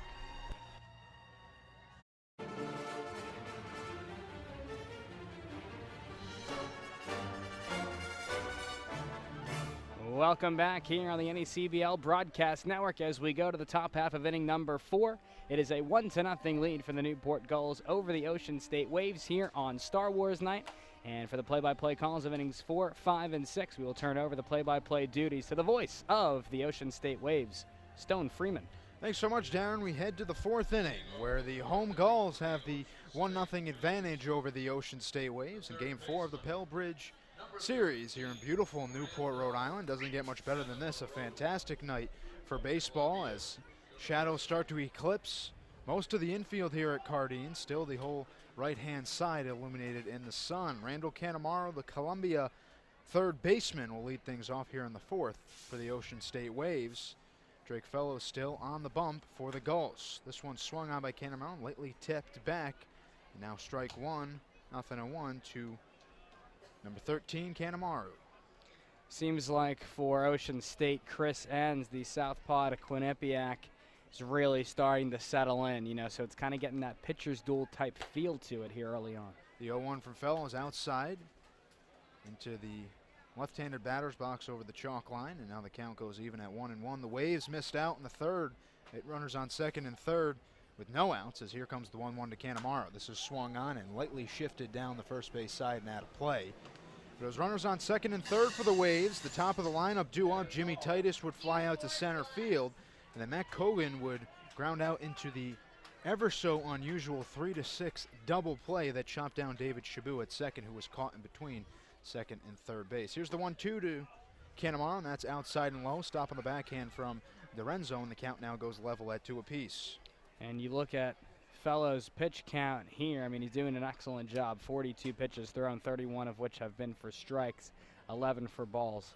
He really has been dominant and around the plate. Here comes the 2-2 to Canamaro. That one bounces in front of the dirt. Did he go around? The first base side umpire says no. And the count now goes full to Canamaro, who struck out in his first at-bat, part of a 1-2-3 inning for the home starter in Drake Fellows. He struck out the side. Titus Cogan and Canamaro would all go down swinging. Full count, swung on and missed. Fastball outside. Canamaro fooled. He goes down for the second time tonight, both by way of the K. Second strikeout for Canamaro, like you mentioned. Fourth here tonight for Drake Fellows. So there you see it, still averaging about 1 strikeout per inning, which is what we saw from him during his collegiate season at Vanderbilt. And really entering play tonight with 6 strikeouts in 5 scoreless innings the last time these two teams met. Fellows has been excellent, and he's really been keeping Newport in this ball game. So here comes the lefty-lefty matchup in Wright and Fellows, as that one is ricocheted. A ball ricocheted up over into the fencing behind home plate, and the count goes to 1-0 against Chris Wright, who was the first out of the second inning when he grounded out to Durr, the second baseman for the Gulls. Here comes the 0-1, 1-0 rather. This is swung on up the middle, just past the bare hand of the pitcher on the run. The shortstop throws to first. A fantastic play from Steele.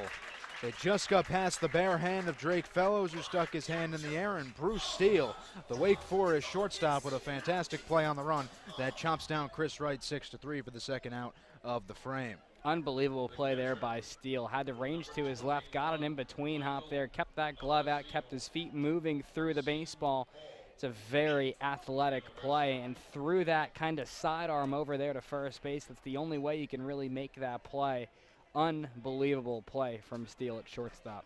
The 0-0 to Alessio swings on the first pitch, and it's in for a base hit. One hops in front of Meisner, the left fielder, and Mike Alessio is aboard with 2 outs for the Ocean State Waves, just their second hit of the evening. Yeah, probably the best piece of hitting we've seen all night from this Ocean State offense, and their Drake Fellows just left that fastball up a little bit too much in the zone, about thigh high. Wouldn't say it was a belt high fastball, but to put that into perspective for you, Fellows here tonight has not missed very often. Credit Ocean State, credit Mike Alessio, they're taking advantage. So here comes Alex Webb, batting .269. He's got 14 hits in his first 52 at-bats for the Waves. He bats from the left-hand side with Alessio leading off of first base. Here comes the pitch. Webb takes a ball outside. And Alessio, remember, stole a base in this contest, has him into the double-digit category on the season. And he was stranded in the second inning. Webb was as well, runners on first and second. And then a double play ball from Brian Mosky that would end the second. Here comes the 1-0 to Webb. He swings on this one, nicks it foul, rolls to the backstop, and now the count goes level at 1 apiece. You know, it's interesting because when you look at this box score, of course, you see a very close game. Newport leading 1-0. They're out hitting Ocean State 4-2. But those 2 errors by Newport and the 1 by Ocean State, the difference, though, has been the big plays in this contest. You saw the RBI double from Gabe Snyder, the 3-6 double play to end the third to get Fellows out of the jam. Here comes the pitch to Webb, and he fouls this one into the screen along the left and out of play area. Now the count goes to 1-2 against Alex Webb. Alex on the season with runners on base, just batting .185. Does have 3 RBIs and 27 at-bats. 2 outs here. He's got Alessio taking the lead off of first base. With 2 down, Canamaro struck out, Wright grounded out. Alessio singles, and here's the 4th batter of the 4th inning for the Waves against Drake Fellows. Fellows comes to the set, glove just below the belt. The lefty set to fire home on the 1-2. The pitch. That one just misses low. And the count now even at 2-2. Yeah, Fellows can use that fastball to set up the curveball, and even the other way around, that curveball can set up the fastball. It'll make that pitch look that much harder, that much more velocity there, as Fellows just missed, working towards that outside corner. 2 balls, 2 strikes, and 2 outs in the top of the 4th. Alessio goes, swung on and missed, the ball in the dirt. They're going to have to throw down to first to assure the strikeout, and Webb is retired. And the 5th strikeout of the early evening for Drake Fellows. That's going to do it for the 4th. The Waves strand a man on first base. They score no runs on no hits and no errors. The Waves are trailing the Gulls 1-0 on the NECBL Broadcast Network. Folks, don't go anywhere.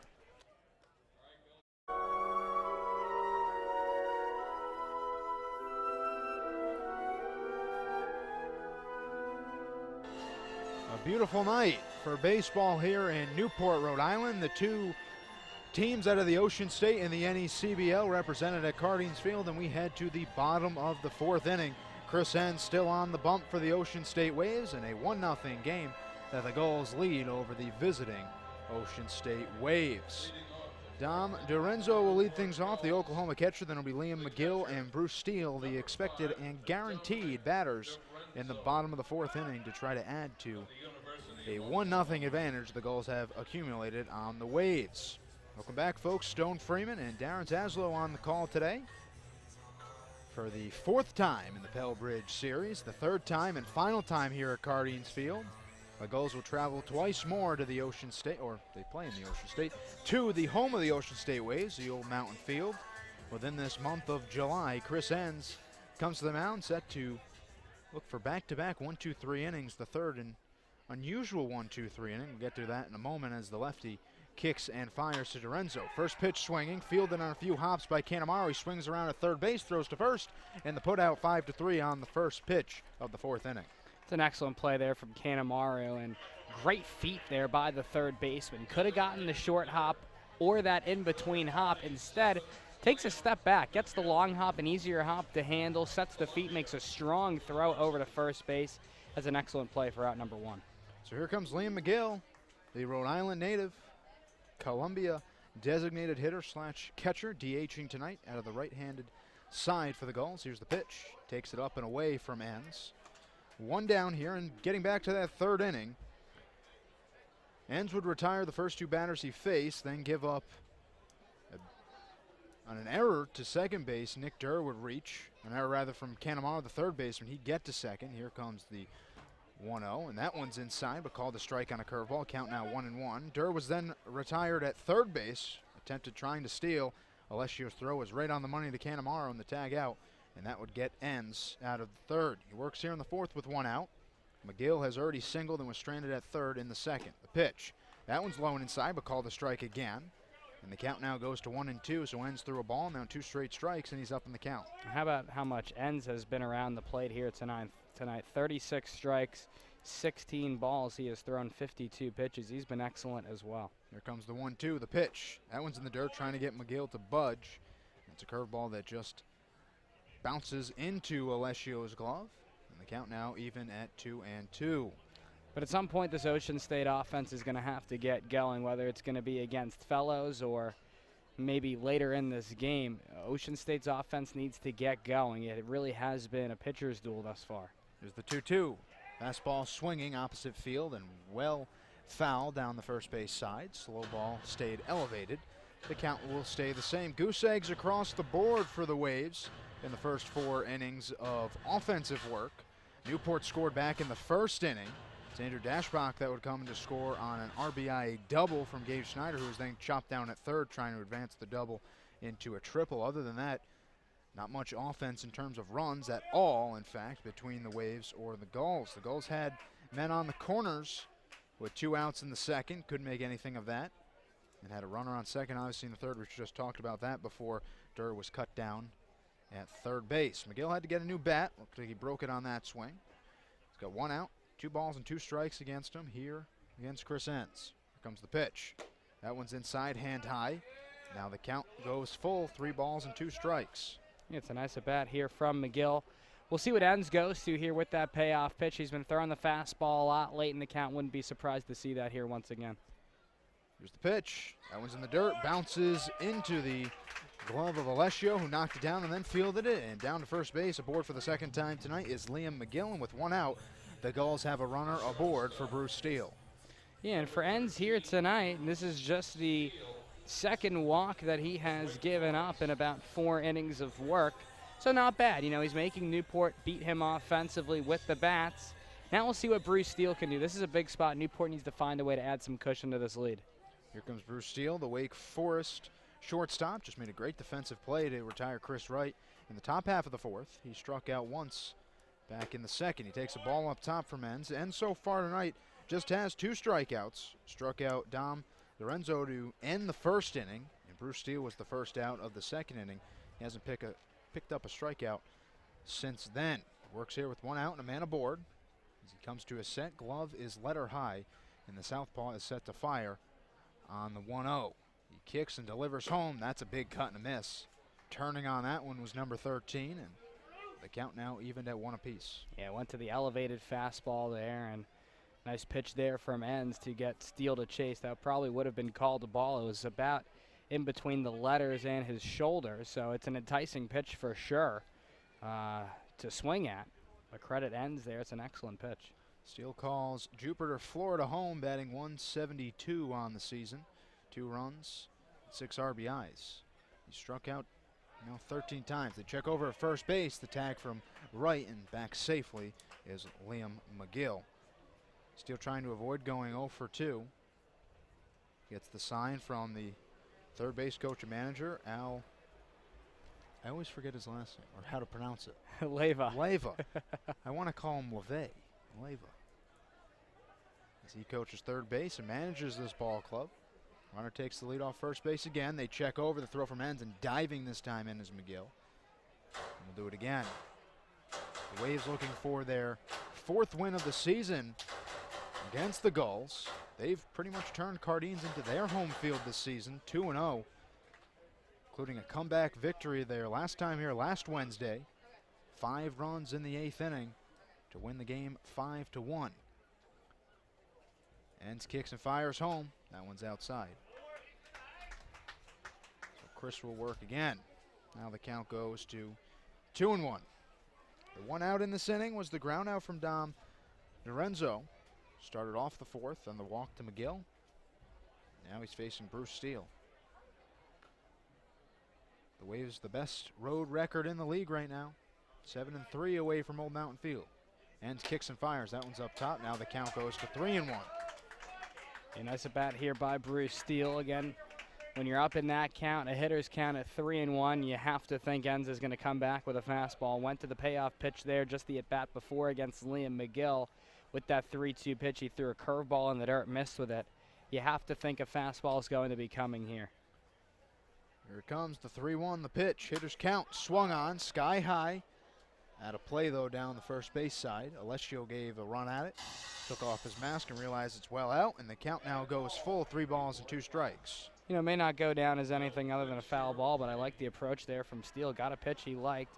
It was a pitch that was elevated in the zone. He just missed it, but that's the type of aggressiveness that this Newport team is going to need. Offensively, we've talked about the numbers and how important it is here in July for Newport to get things going. I like that approach there by the Wake Forest shortstop in Steele. So here comes the full count pitch from the southpaw from Quinnipiac. They check it first. McGill is off, though, the throw down from right, and Titus is waiting there to apply the tag to Liam McGill, who's chopped down. And he was stumped there on the pickoff move from Chris Enns, and now there are 2 down here in the 4th inning, and just like that, Bruce Steele is 1 strike away from ending the inning. Yeah, McGill has been taking big leads here tonight, and again, you know, I mean, I like that. I like the aggressiveness there, and who knows, maybe they were going to try and put McGill in motion at some point in that at bat, but credit the tag there from Titus to retire McGill. The 3-2 fastball up top and away, and now Bruce Steele will walk on down, and there will be a runner aboard with 2 outs. Well, here's J.C. Flowers, and this is an interesting spot here for the Florida State center fielder. Already got his first hit as a Newport Gull this season, back in the 2nd with a 1-out single. So here you go. If you can find a way to get Flowers on base, you're going to have lots of speed there with Steele and Flowers for Aldretti, who waits on deck. So Flowers digs in, right-handed batter, and the center fielder tonight. As Darren just mentioned, 1 for 1 today with his first hit for the Gulls. Reporting late from Florida State University. Steele takes the lead off of first base. Enns comes to the set, he kicks and fires home. Bunt shown, gets it down, Enns fields it, gloves it, and bombles it. Can't get it off the first base. And now there's runners on first and second with 2 outs. Off the bunt single there from J.C. Flowers. Perfectly placed bunt. Obviously, Flowers with tons of speed, able to get in first base there without a throw. It's a tough one for Enns to field, especially as the left-hander's momentum is falling off to the right side of the mound to put that ball down the third base line. Off to the left side of the mound, it's just a tough play to even get a glove on. Great bunt by J.C. Flowers. So that's going to be ruled an infield single on the bunt from Flowers. He's 2 for 2 now. Runners on first and second with 2 outs. Here's Carter Aldretti, the Arizona State University third baseman, grounded into a fielder's choice back in the second inning. 0 for 1 tonight for Newport. Here's the pitch from Entz. That one runs inside, called the strike though, knee high.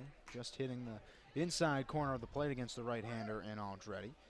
The count now goes to 0-1. Aldretti on the year so far, 115 batter. He's only got 3 hits in his first 25 at-bats. No RBIs yet to his credit or runs scored. He has a spot though here to put up the Gulls 2-0 potentially, if an alley shot maybe 3-0. And here comes the pitch from Entz. That one's low. Alessio held it for a second, the catcher for the Ocean State Waves, trying to get home plate umpire Vincent Caraggio to give it to him, but the count now goes level 1-1. Not a bad pitch there from Entz, especially when you're up in the count 0-1. Pitch that probably could have been called either way, but Aldretti here, and it will now face the 1-1 offering. And again, you have to think any ball hit to the outfield, they're going to wave home a steal, and you're going to make Ocean State make a perfect play on defense to retire you at the plate on a base hit single to the outfield. So Aldretti comes up again, facing against Entz, his second at bat. Here comes the pitch with the runners on first and second. That's outside. So they'll do it again now. This time an extra ball added to that count. 2 balls and 1 strike to Carter. Newport offensively here tonight has been excellent. Already 5 hits through just about 4 innings of play. I mean, this is the type of offense that you want. Now can you get the hits in the key moments in the contest? We'll see. So here comes the 2-1. Hitters count. The pitch swung on and missed. Count now 2-2. A big cut from Aldretti. Alessio had pump faked the throw down to first base. No throw though. Now the count 2-2. 5 hits for Newport, 2 for the Waves. The Waves have had the advantage in terms of getting runners on due to errors. 2 errors for the Gulls, 1 for the Waves, but still the Gulls have that 1-0 advantage in the only column that matters, and that's runs. Here comes the pitch on the 2-2. Fastball cut on and fouled back off the backstop, and we'll do it again. Stone, something to kind of keep an eye on here. Entz recently, especially in this frame, has struggled to get that curveball over for a strike. We've seen that pitch thrown in the dirt. We've seen him miss low, specifically with that pitch. Now here that you got Aldretti 2-2 in the count, you're just 1 pitch away from getting out of this frame. Do you risk throwing a curveball here to put yourself in a full count situation where the runners will then be off with the pitch? This is where Entz needs to find a way to attack the zone. He needs to throw a strike in this situation, because then 3-2, we've seen that curveball miss a lot. You probably know at that point that a fastball is going to be coming once again. Entz comes to the set.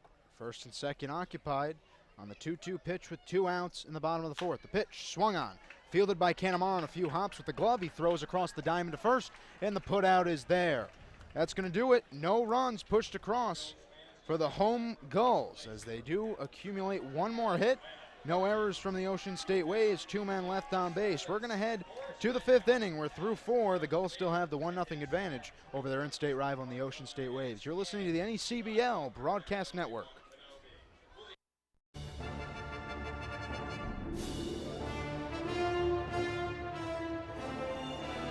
We head to the 5th inning, 1-0 advantage.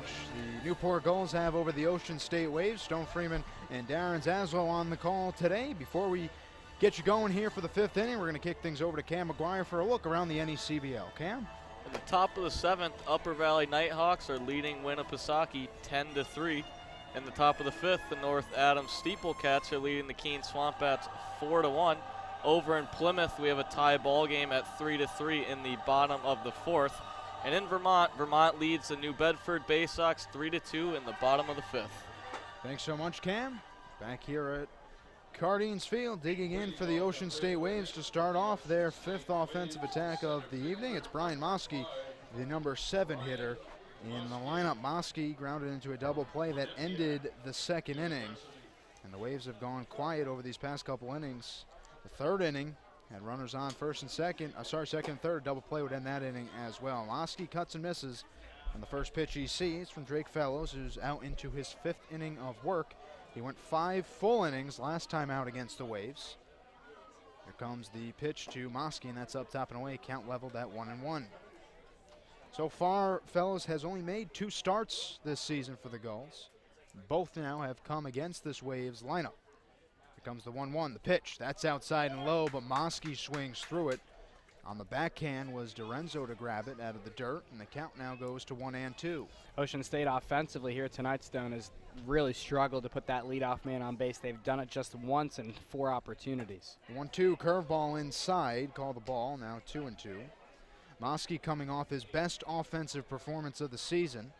Launched a homer and a double last time out against the Upper Valley Nighthawks. The pitch, check swing, fair territory, fielded by the first baseman underhandedly by Schneider, who picks it up out of the air, and that's the first out.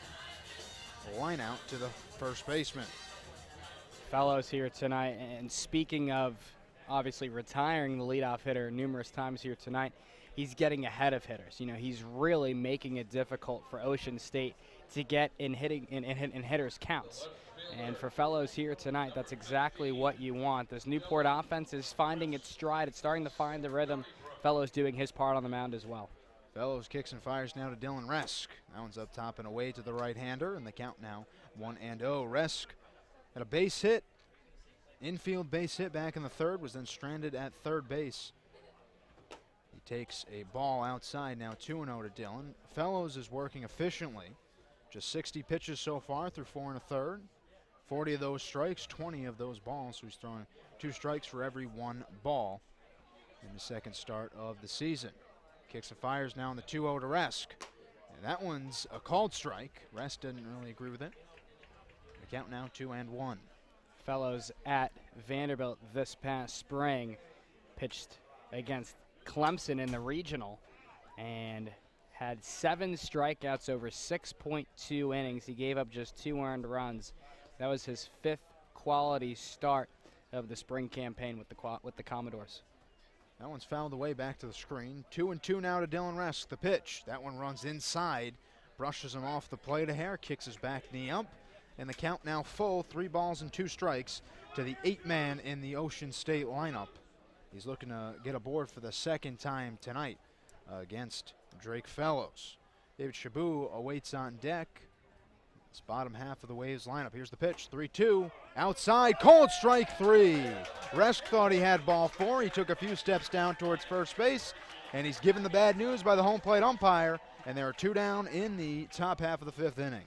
6th strikeout of the ball game thus far for Fellows, and goes back to the fastball there. We talked about how the curveball can set up the fastball. That's exactly what it did. Excellent pitch from the Vanderbilt right-hander for out number 2. So the Waves in their past 8 at-bats just have 1 base hit, and that was Michael Eschio's single with 2 outs in the 4th inning. Here's the pitch to Chabot. He takes a strike over the outside corner. Fellows making a home there against these right-handed batters. Chabot now down on the count 0-1. He reached on an error on a bunt in the 3rd inning. Here's the pitch. That one's right down Broadway, called strike 2, and Fellows looking for his first 1-2-3 inning since the 1st inning when he struck out the side. And you can credit Ocean State for that. And their offense, while it has not necessarily been as dominant as it usually is, it has made Fellows work. Breaking ball, called strike 3, outside portion of the plate. Back-to-back strikeouts and 3 in the last 4 outs for Drake Fellows. We will head to the bottom half of the 5th inning where the Gulls still have a 1-0 advantage over the Ocean State Waves here on the NECBL Broadcast Network.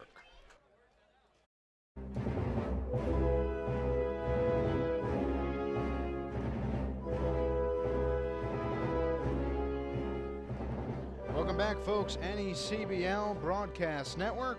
We're live from Cardines Field in Newport, Rhode Island for NECBL South matchup, and to the bottom half of the 5th we go. Chris N still on the bump for the Ocean State Waves.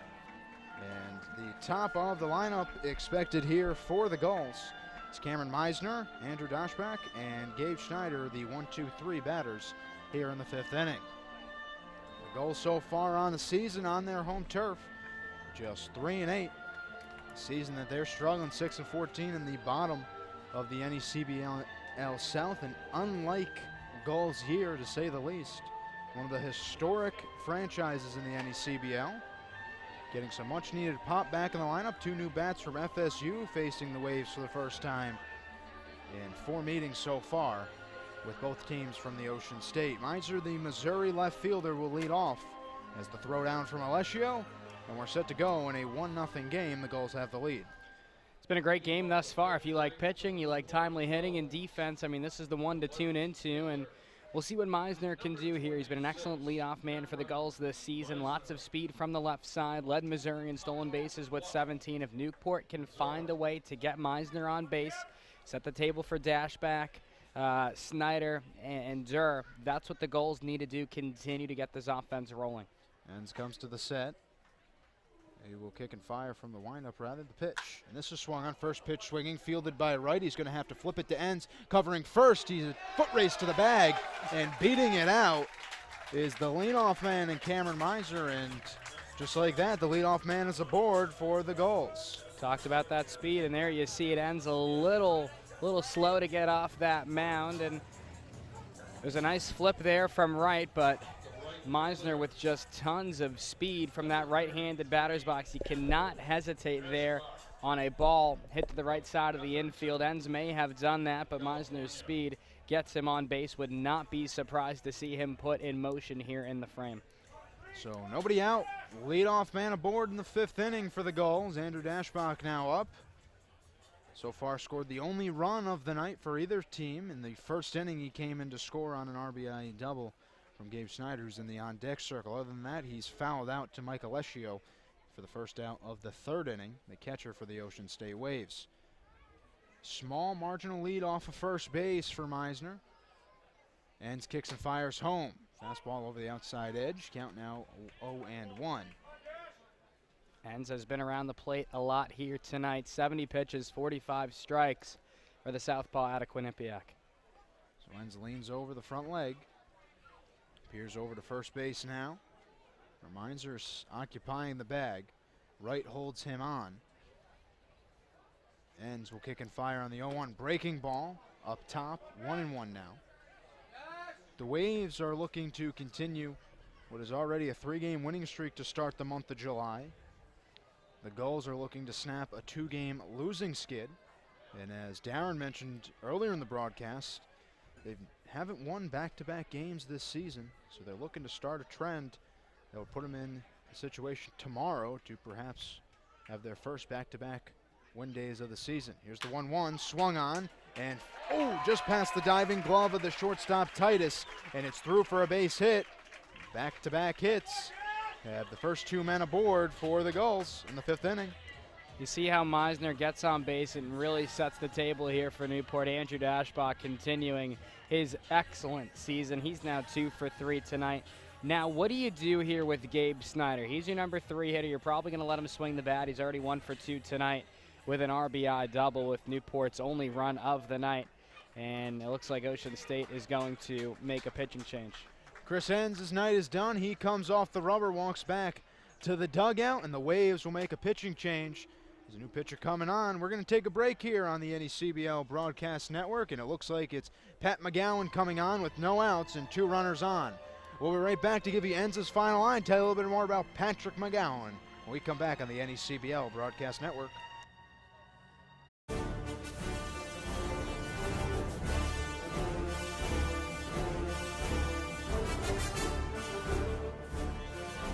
Welcome back, folks. NECBL Broadcast Network took a break in between the 5th inning here, bottom of the 5th, while the Waves make a pitching change, and the day done for Chris Enns, the starter, the left-hander for the Ocean State Waves. Patrick McGowan, the right-hander from Holy Cross, is up on the bump now.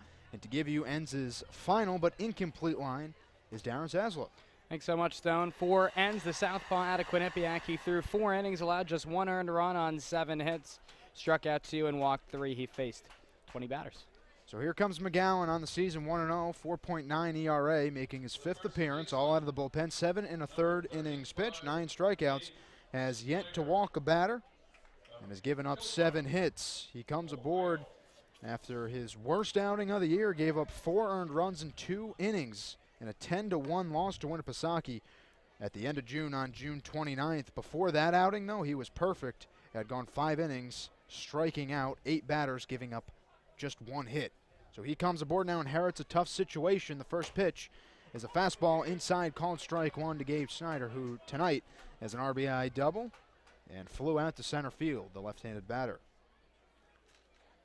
Wesley, a Massachusetts native, right-hander in McGowan at a Holy Cross.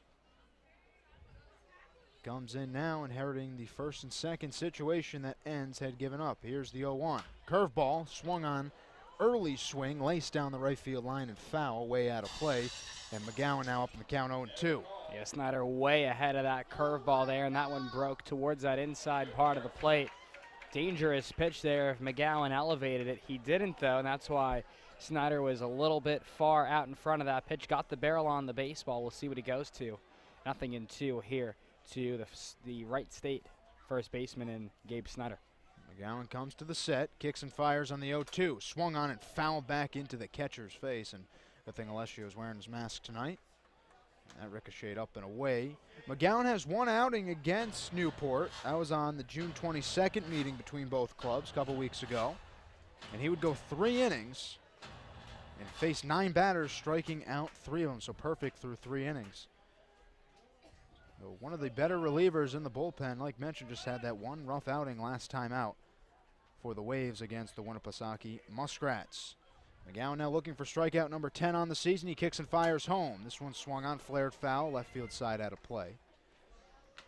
Patrick now on the year, though. Hasn't given up a base on balls out of the pen. And that really speaks volumes for bullpen relievers. You can't give away free passes. McGowan has been so good at that. Does have a teammate on the team, not on the roster, but first base coach and recently added coach to this staff, George Capon, just finishing up his senior season at Holy Cross. Both Crusaders made it to the NCAA tournaments. This one's fouled, a loud bang as it hits the woodwork behind home plate. McGowan and Capon, both part of the squad that won the Patriot League for the first time since the 70s. Went on to represent their conference in Oregon, taking on the #1 team in the country at the time, Oregon State. McGowan standing just at 6 feet tall. I'd say a generous 6 feet, though. Here comes the pitch on the 0-2 to McGill. Swung on and missed. Sorry, that's not McGill, that's Snyder. He goes down swinging, though, the 10th strikeout of the season for Pat McGowan. And he's trying to work out of this tough situation. And so far, he's got the number 3 man in the lineup, Snyder, down on strikes. Yeah, went to the changeup there. That's an excellent pitch. That inside fastball and inside curveball set up that changeup away, Stone, and Snyder way out in front of that pitch. That's a big strikeout for McGowan out of the bullpen and in this tough situation. Here comes Nick Durr, the cleanup now, man, from FSU. Digging in from the right-hand side, righty-righty matchup. Curveball stays inside. Didn't break as much as I think McGowan planned it to be, and now the count goes to 1-0. McGowan very over the top with that release and releasing the baseball, and that curveball is going to, again, have more vertical break. Kind of has that 12-6 break on it. So he throws here. Fastball, called a strike, outside edge. 1-1 now, the count evened up. You know, and there's pros and cons to being more over the top, while, you know, more over the top pitchers kind of get more carry on their baseball, may allow them to throw a little bit harder. Now, if you're off to the side, that's where you see those two-seam type of fastballs have a little more run, also harder to locate but harder to hit. So, again, pros and cons from both types of pitching mechanics. Down kicks and fires. This one's fouled, out of play, over the backstop and into the city, town of Newport, rather. As the lights are now, they've been on the past couple innings, but now doing their job as the sun starts to set. 8:17 here in the Ocean State. And it works the same with the curveball as well. You'll see guys who are more over the top have that 12-6 break, more of a three-quarter kind of sidearm relief will have more horizontal break. So something to kind of keep an eye on here from the right-hander McGowan. Here's the 1-2 from Patrick. Curveball swung on and fouled out of play, this time over the first base bleacher side, rather, and out of Cardine's field.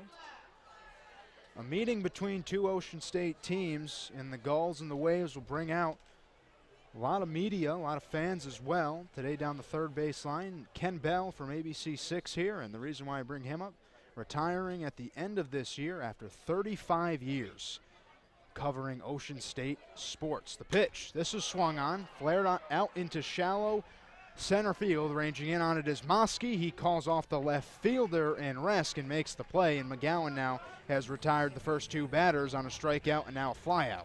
You know, given such a low-scoring game here between these two teams, defense really going to be something to kind of take a look at as this game progresses. And it's plays like that where communication is key between Mosky, the center fielder, the left fielder Rask, and the shortstop Titus. That's Mosky's play every time. It's an easier read for the center fielder. Makes the call on the catch for out number 2. So now here comes Dom DeRenzo. He's got 2 outs, runners on first and second in an inning that Meisner and Daschbach would both single. And then it would be Chris Enns that would get pulled from the game, and now McGowan is coming out of the pen and struck out and gotten a fly out. First pitch fastball fouled out of play, and the count now goes to 0-1. What a big inning this would be for the Waves to rally around. But they've yet to take full advantage of this Gulls team that is out hitting them 7-2, but has given up 2 errors and has placed the Waves in 2 situations. First in the second inning, runners on first and second with an out, and they ground into a double play. And then in the third, runners on second and third with nobody out, and the Waves couldn't push anything across. Breaking ball swung on right at Matt Cogan in right field. He waits for it on the line, and Patrick McGowan comes in and does his job, gets 3 straight outs, leaves runners on first and second. He'll get a knuckle touch from manager Jimmy Sorrow as the Waves head into the dugout, and we head to the 6th inning where the Gulls still lead 1-0 over the Ocean State Waves here on the NECBL Broadcast Network.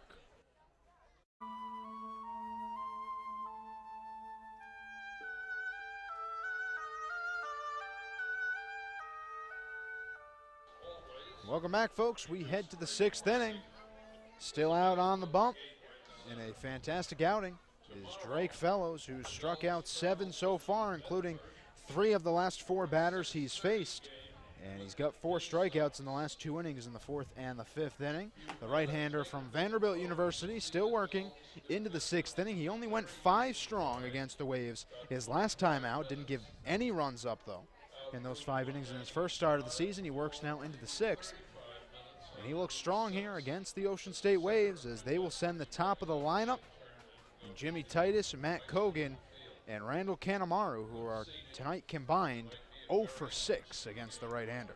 One of the guys who has kept this Ocean State team in the ballgame. How about McGowan, the right-hander out of Holy Cross, comes out of the bullpen back here in the top half, or in that 5th inning. And how about this? 13 pitches thrown, 12 of them were strikes in the bottom half of the 5th. That was absolutely huge with no outs. The runners on first and second keeps Ocean State in this one. Here's the pitch to Titus. He takes a strike outside corner. 0 for 2 tonight, but you're right, and I think it's an outing, especially if he can come out and maybe go another inning for the Waves, so you can rally around, and the offense just has to get to work. Here's the pitch. Titus swings on this one, slowly fielded by the pitcher, gloves it, flips to first, and a good play from Fellows, and Jimmy Titus was retired for the 3rd time tonight, that time 1-3. Great job there by Fellows to jump off the mound and grab the easy hop there on the high hopper to him. Takes a few steps, the underhanded flip. That's exactly how they teach the pitchers fielding practice on that play. Great job for Fellows. So here comes Matt Cogan. In the 1st inning, he struck out. In the 3rd inning, he grounded into a 3-6 double play. The pitch, he takes a strike outside edge. But going back to that 3rd inning, it was Resk on third base, Shabu on second for the Waves. With no outs, then Titus would fly out, and then Cogan grounds into that double play. As he flares this one, shallow left field, running in on it is Meisner, and he will make the catch along the line just on the outfield grass, a couple feet before hitting the dirt.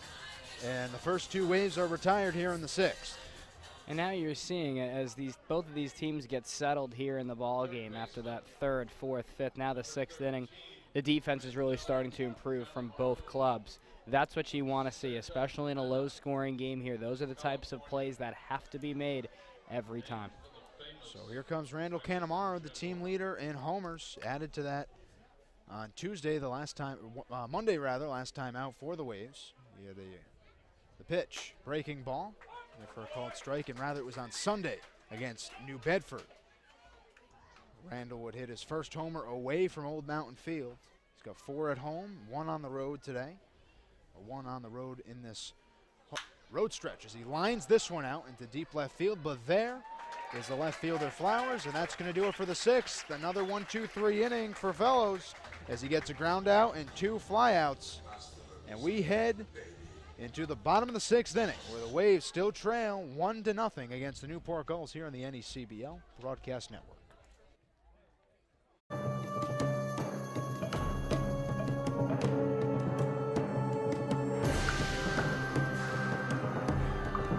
Welcome back, folks. Bottom of the 6th inning. Patrick McGowan still out on the bump after coming in to relieve Chris Enns. The throwdown from Alessio. But it was last inning, as Darren highlighted in the last half inning. 2 runners on, nobody out. McGowan would come in and retire the 3-4-5 hitters on a strikeout and 2 flyouts. And here we go into the 6th. Liam McGill, Bruce Steele, and J.C. Flowers all set for their first time up against Pat McGowan here in the 6th inning. And McGowan was absolutely huge. Now again, as he enters his first full frame of work out of the bullpen, that same mentality needs to be here for the right-hander out of Holy Cross. You need to continue to attack these Newport hitters to keep your team in the ball game. McGowan pushes the glove in front of his belt. Now will kick and fire. Breaking ball in the dirt, skips up over Alessio. And the count now goes to 1-0. Patrick, though, we talked about his season numbers, had that 1 rough outing. Other than that, has looked phenomenal. In a Ocean State Waves game that they're trailing 1-0, still really anybody's game. Pitch, this is swung on by McGill, fouled down the third base side. And the count now leveled at 1 apiece, but really anybody's game. Just when you think back to that game last week here, where the Gulls had a couple of chances to push the envelope, push across a run that would, some insurance runs against the Waves, but the Waves waited until the 8th inning to push across 5 of their own, and they'd get the victory. Here's the 1-1. Outside, called a strike. McGill has reached twice today. Part of this bottom half of the lineup. Him, the 6th man, Bruce Steele 7, J.C. Flowers 8th, and Carter Aldredi, the 9th man, have all reached in the game so far by one way or another.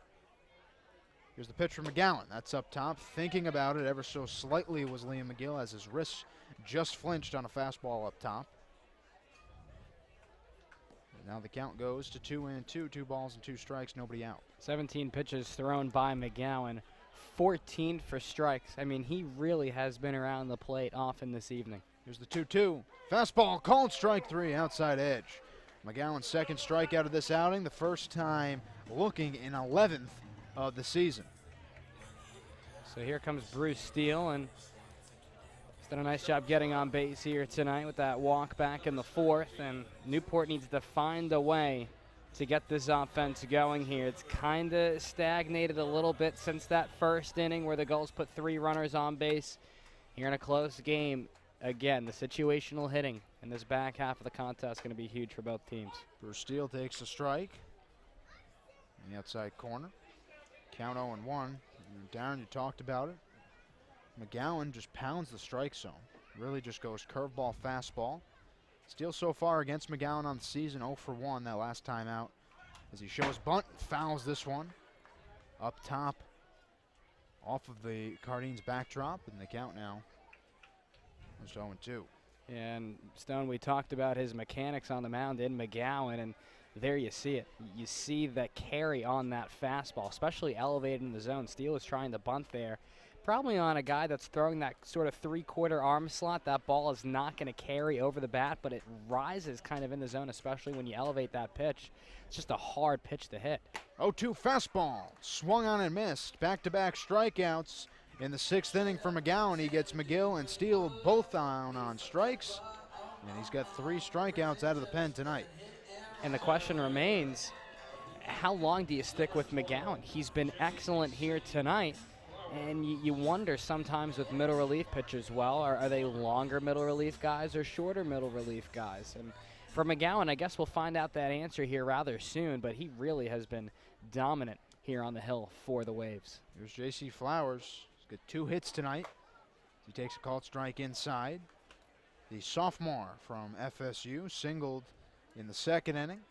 Had an infield single on a bunt in the 4th inning, a play that The time, Chris Enns, the pitcher, came off the mound and just couldn't get the throw off the first base. McGowan up in the count 0-1. The pitch swung on and missed. Now the count goes to 0-2. McGowan looking for a strikeout of the side here in the 6th inning. Keep this game within reach. Still 1-0. Nobody aboard. 0-2 count, 2 outs in the bottom half of the 6th. Here comes the pitch from McGowan. Fastball swinging, laced out of the park down the first base side. And we'll do it again. 24 pitches thrown for McGowan. 21 have been strikes. I'm not sure that I've seen a ball-to-strike ratio like that at all this season from any pitcher. Bizarre. He pounds the zone. You see that, sometimes 10 to 15 pitches, but once that 20-pitch mark hits, it's really impressive. This pitch just misses outside edge. Count 1-2. But sometimes that can be problematic. Sometimes if you're around the plate too much, you can almost get predictable. Now, I'm not saying that's the issue here with McGowan at all. But, again, something to kind of look forward to as this game progresses. Does Newport offense start to figure out McGowan a little bit here on the mound?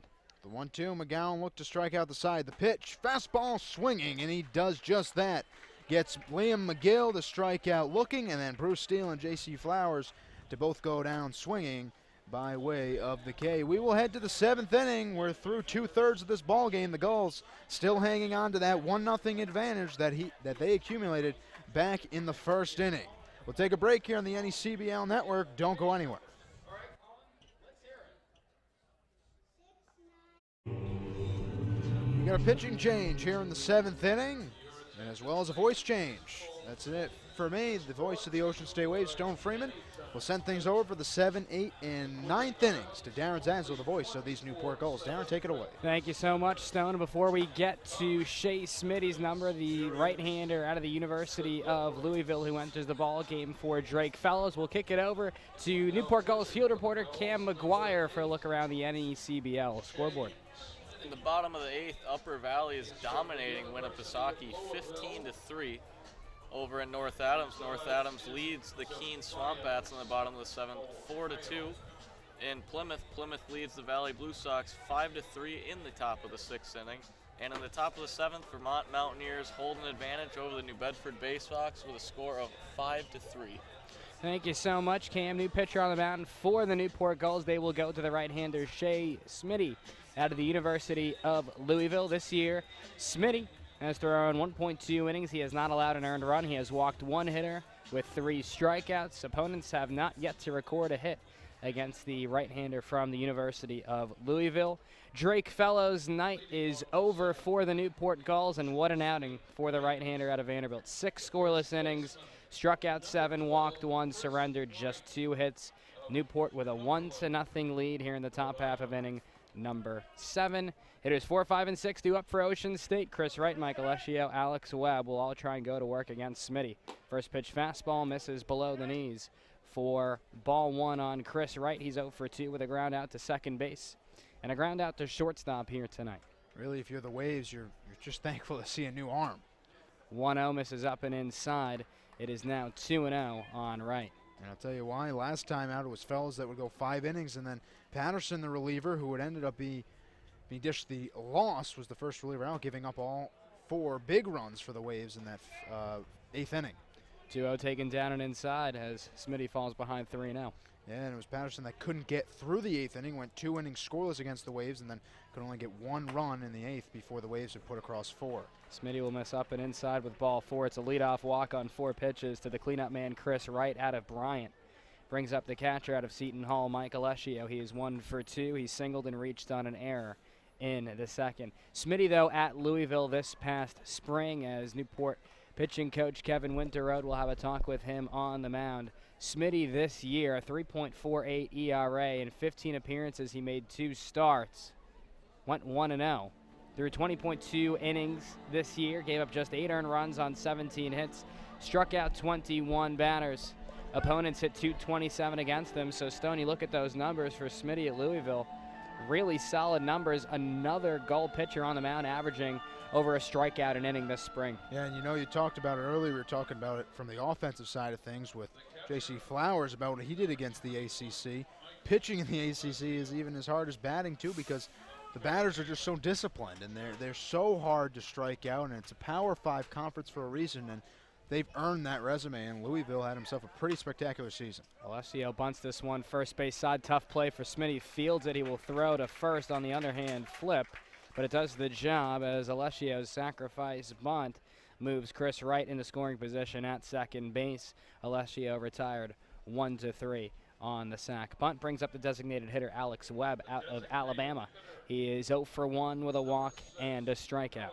I really think I like this idea that Jimmy Sauer, the manager for the Waves, have gone with all season, and they play small ball. And right now, obviously, it's time to play small ball. You've reached the 7th inning, the back third of this game, and it's time to score a run that's going to tie this game up. But he's not afraid with Alessio. He's got a big bat to bunt him. He's got great speed down the first baseline against a pitcher that just came off throwing 4 straight balls, and you get the job done. And now you put the bat into the hands of guys like Webb and Mosky, who will come up here with 1 out, and their job is simple. Just try to get this run home to make this a clean ball game.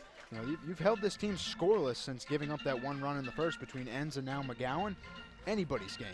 Ocean State, like you mentioned, Stone managed by Jimmy Sorrow. The assistant coaches are George Capon, Pete Clays, and Eric Hirschbein-Bodner.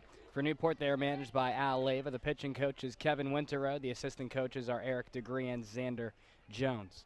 Alex Webb steps in from the left side, slightly open stance, bent knees, first pitch fastball, misses low and away, but a check swing by Webb. They say he went around for strike 1. I don't think Webb agreed with that, and certainly don't think third base coach and Coach Sauer agreed with it either. Kind of looked up towards the heavens as if to say, come on, but Webb delivered the bad news. Off of second is Chris Wright. He reached on a leadoff walk, 0-1. This one lined in the air, shallow right field, coming on his Dashbach. He'll play it on a hop. They're going to hold up right at third. Dashbach will throw it back into the infield. It puts runners on the corners there with a 1-out single by Alex Webb. Ocean State is in business here for their center fielder, Brian Mosky. He's 0 for 2, grounded into an inning-ending 6-4-3 double play, and also lined out in the 5th. Yeah, really for the Waves, you know, you're looking at some of these guys that their averages are lower, and you're saying, all right, you know, when do you kind of start to come around? I think that's what's happening now with Webb, and he had a 3-hit game last night. He's got a hit tonight. He walked earlier in this contest, 1 for 2.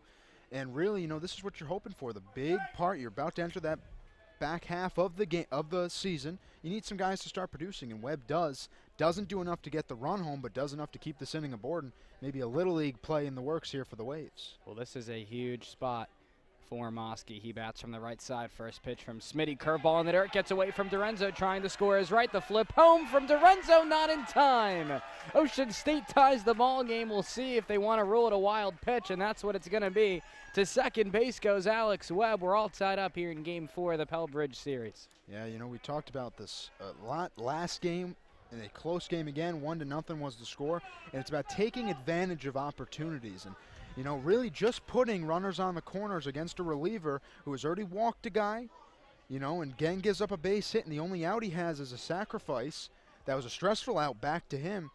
You know, you kind of got to play with it there, and you take what's given to you, the pass ball, but now you can look to take the lead here with still just 1 man out and a runner on scoring position. The 1-0 to Mosky, fouled, straight back 1-1 on the Quinnipiac center fielder. Off of second base is Alex Webb out of Alabama. He singled here with 1 out in the frame, and you look how it all started. A leadoff walk to Chris Wright, and he moved to second base on Alessio's sac bunt, moved to third on Alex Webb's single, and there the wild pitch scores Wright, and that's exactly how it happens. So to kind of put that into perspective for you, it's just a walk here, a sac bunt and a single to help Ocean State tie up the ball game as the 1-1 fastball is in there for strike 2. Now 1-2 on the number 7 hitter in this Ocean State lineup in Brian Mosky. Yeah, I really think now, though, you got to get the lead if you're the Waves, a team and the Gulls that haven't scored since that first inning. Now you haven't scored all game until this 7th inning. You got to take the lead because both of you guys are struggling for those runs. 1-2 curveball, sharp liner, foul, third base side, ricochets off the sidewall there. The lights are shining brightly here at Cardines Field in Newport, Rhode Island. Not a single cloud in the sky. The American flag not waving at all. They are located down the right field line next to the Cardines Field scoreboard, which is black and white. The numbers light up in red. right on the right field line there. 1-2 curveball, swing and a miss. Pitch gets away from Dorenzo. He's going to throw to third to try and get Webb, and the tag applied by Aldretti in time. How about that? A great throw from Dom Dorenzo to try and grab the out there as Webb was trying to advance. Excellent throw from Dorenzo. Great tag from Aldretti. Reaching on to first base there is Brian Moskey on the strikeout. Yeah, really, though, the best part about that play is Dorenzo and his awareness. He could see that the strikeout was recorded. Moskey had already struck it out, but first base not occupied. He has the right to run down, but without hesitation, he knew to go right to third to chop down Alex Webb, because you'd rather take the guy that's going to be 90 feet away with 2 outs than the guy that's 3 base paths away. A great heads-up play, and you sacrifice the strikeout for the guy out at third. Here's Dylan Rusk, the left fielder out of Stony Brook, fouls off the first pitch he sees straight back. It's 0-1. Rusk here tonight, 1 for 2. If you're keeping score with us at home, Moskey reaching there on the strikeout 2-5. Dorenzo to Aldretti to retire Alex Webb, trying to advance to third. Out of the stretch is Shea Smitty, sets the black glove at the belt buckle. 0-1. Fastball misses off the outside corner. 1-1. We are in the top half of the 7th. 2 outs, a runner on first. Ocean State and Newport. We're all tied up at 1 apiece here in Game 4 of the Pell Bridge Series on Star Wars night. Rusk is ready, so is Smitty. Next pitch, curveball, check swing. Did he go? Yes, he did. Excellent block from Dominic Dorenzo, 1-2. Yeah, Rusk, with the plate discipline, he's got to get a hold of that. Got to realize that's a curveball way out and in the dirt. He's fooled on it, goes around. Now there's 2 strikes on him. So here we go. Rusk digs back in from the right side, wears the white arm sleeve on the right arm, swings the black-barreled bat, the tan handle. 1-2 from Smitty. Fastball, line drive, base hit down the right field line. It'll roll into the right field corner. Around second, heading for third is Moskey. They're going to hold him there. Dash box throw into home is caught there by Dorenzo. Great job by the Newport defense to get that baseball in quickly, but it's a 2-out double here for Dylan Rusk. It puts Moskey all the way around to third. Runners on second and third for David Chabot, and Stone, probably what is the biggest situation up until this point. Chabot 0 for 2 out of Kennesaw State. Yeah, really the biggest situation is I think we're going to get a pitching change here, but you got to go back to that Dorenzo play again, because if he chooses to go to first, like your conscience might tell you, because you're so routine to trying to throw out the strikeout at first base, Webb comes in to score on a play like that. So right now, you got to look at that play and say, if Chabot can't push a run home here, that's the biggest play of the game. But there's going to be a pitching change, so we'll see what happens. We'll get you his name and information when we come back. We are in the top half of inning number 7, all tied up at 1, 2 outs, runners on second and third for the Ocean State Waves here on Star Wars night. This is the NECBL Broadcast Network.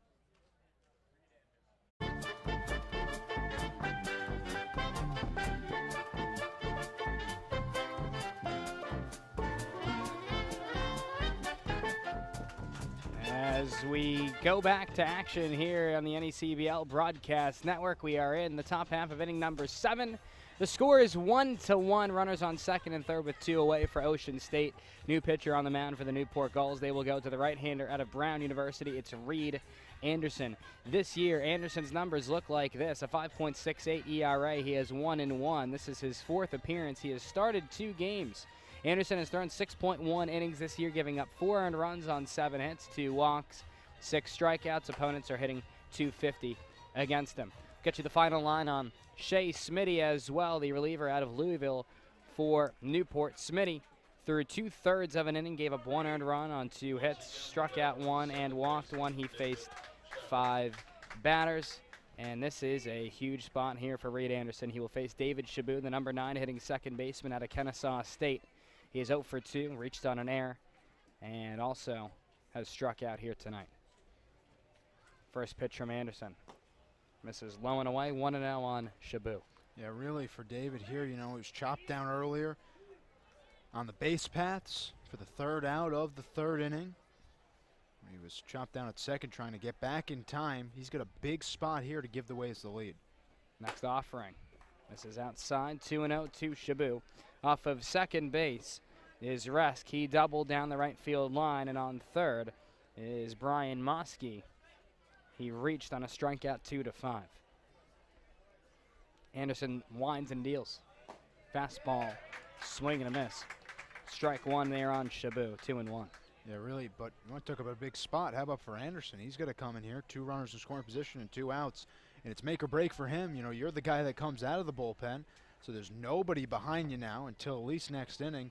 You know they brought you in to get David Shabu out, not to walk him. I mean, you can walk and prolong this inning, but it just makes it ever so, complicated as to what happens next. If you're Anderson, you got to know you're in here to get David Shabu retired and to move on. So we'll see what Anderson decides to go with. He's down to the count 2-1 against Shabu. Wears the high navy blue socks there from the right side. Has the black arm sleeve on the right side arm. Swings an all black bat. His back foot is on the back line in the right-handed batter's box. That has pretty much completely worn away. 2-1 from Anderson on the way. Fastball, chopper to second. Glove there by Durst. Sets his feet. Throw to first in time, inning over. Great job, Reed Anderson. David Shabu is retired 4-3 in the inning. Is over, but Ocean State ties up the ball game on 2 hits. They leave 2 aboard with no Newport errors. We will stretch and go to the bottom half of inning number 7 here on Star Wars Night. We're all tied up at 1 apiece here in Game 4 of the Pell Bridge Series. Don't go anywhere. This is the NECBL Broadcast Network.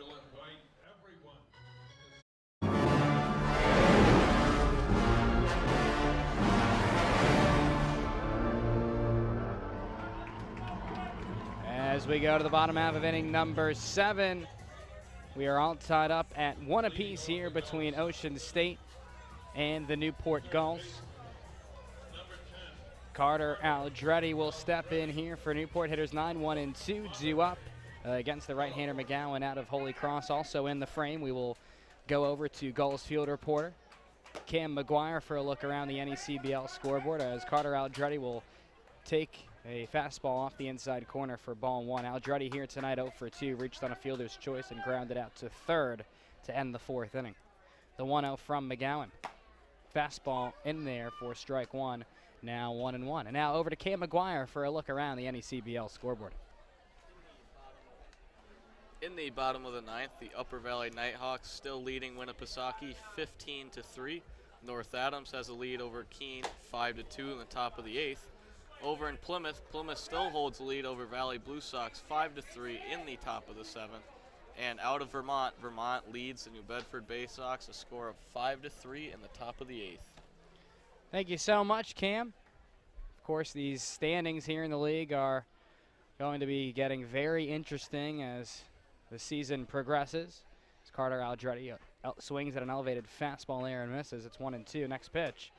Swing and a miss, strike 3. Another elevated fastball in towards the hands. Aldretti goes down on strikes for the first time tonight. Excellent pitch there from McGowan. And for the right-hander here tonight, McGowan with 5 strikeouts. He's been incredible. Yeah, absolutely phenomenal. And he's just got that 2-pitch arsenal that's just so strong. It's really curveball, fastball, and that's it. And his fastball is so dominant. His curveball has so much action. We already talked about it. Dan did a great job analyzing the arm slot and the movement and whatnot. And, he inherited that tough situation in the 5th and since has faced 7 batters and struck out 5 of them. Absolutely incredible. This is Cameron Meisner. He will bat from the left side as looks like there may be a mound visit here for Ocean State. And that will be the end of the night. For the right-hander, Patrick McGowan had an excellent outing. We will get you his final line and Ocean State's new pitcher when we come back right here on the NECBL Broadcast Network. We're in the bottom half of inning number 7. 1 out. The base is empty. All tied up at 1 here in Game 4 of the Pell Bridge Series on the Star Wars Night. Don't go anywhere. You've been watching and listening to the NECBL Broadcast Network. Dom.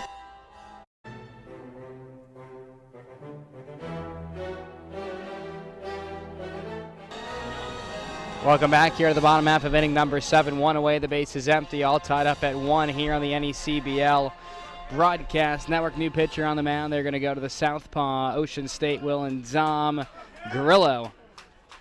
6 foot, 195 pounds out of the University of Rhode Island. He will face the top of the order for Newport in Cameron Meisner, Andrew Dashbach, and Gabe Snyder. And we'll see what Meisner can do. And to tell you more about Grillo, here is the voice of the Ocean State Waves, Stone Freeman. Yeah, Grillo, the southpaw from the University of Rhode Island, 0-0, 2.61 ERA. Some Scott in the air. Shallow left field, should be playable for Titus. Reaches up, makes the one-handed grab there with his heels on the outfield grass. 2 away here in the frame. He's made 6 appearances. This is his 7th now. Now he's gone 10 2/3 innings pitched, 12 strikeouts, 4 walks, 7 hits. So far on the season, just the one outing that has blemished him was the second outing of the year back on June 12th against the Westerners of Danbury. He went 2 innings, giving up 3 earned runs on 4 hits. Since then, in 4 appearances, he's gone 6 1/3 innings pitched, just giving up 3 hits. So Grillo has really settled down, has that ERA down to a 2.61. Here's Andrew Dashbach. He's been excellent tonight, 2 for 3. 2 singles, a run scored. He's also popped out. Takes an elevated fastball there for ball 1. Get you the final line on Patrick McGowan out of the College of the Holy Cross. Looks at a fastball up there. Did Dashbach. It was outside of the strike zone for ball 2. Patrick McGowan here, 2.1 innings pitched, all scoreless frames, 5 strikeouts, did not walk anyone, faced 7 batters. He struck out 5 of the 7 Gulls hitters he faced as Dashbach takes a big swing and a miss at an inside fastball, 2-1. It's Grillo against Dashbach. I think really that the Waves have seen a lot of Grillo as he pitched last year for the club as well. 2-1 swing and a miss, strike 2, now 2-2. And between the Waves coaching staff and his coaching staff at the University of Rhode Island, they're really impressed with just the leaps and bounds that he seems to make in between off seasons. He just is a lethal relief pitcher for both his collegiate team and the summer team. Break-even delivery from the southpaw. Fastball, strike 3 called, inside corner at the knees. Down looking goes Dashbach for the first time tonight. First strikeout of the ball game for Grillo. And the inning is over. For Newport, they go down in order 1, 2, 3. As the Gulls push across, no runs on no hits. They leave no one aboard with no Ocean State errors. We will go to the top half of inning number 8, all tied up at 1 apiece here on the NECBL Broadcast Network.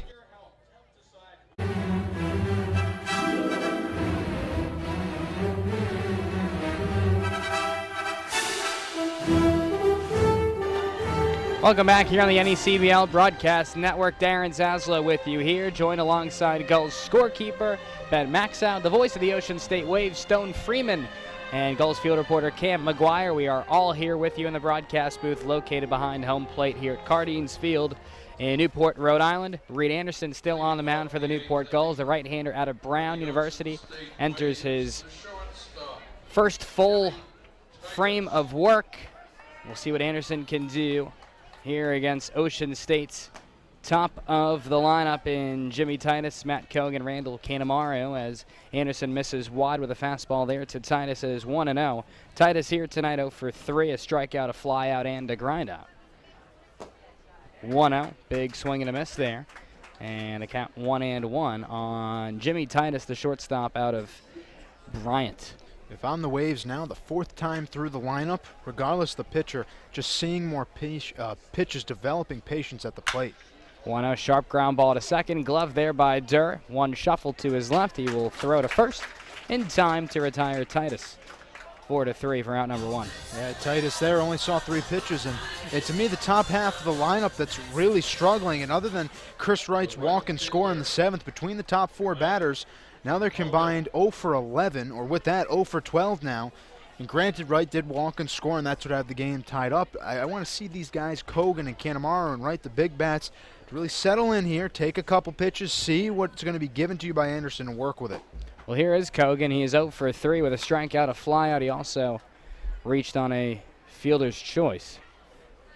Bats from the left side out of Belmont.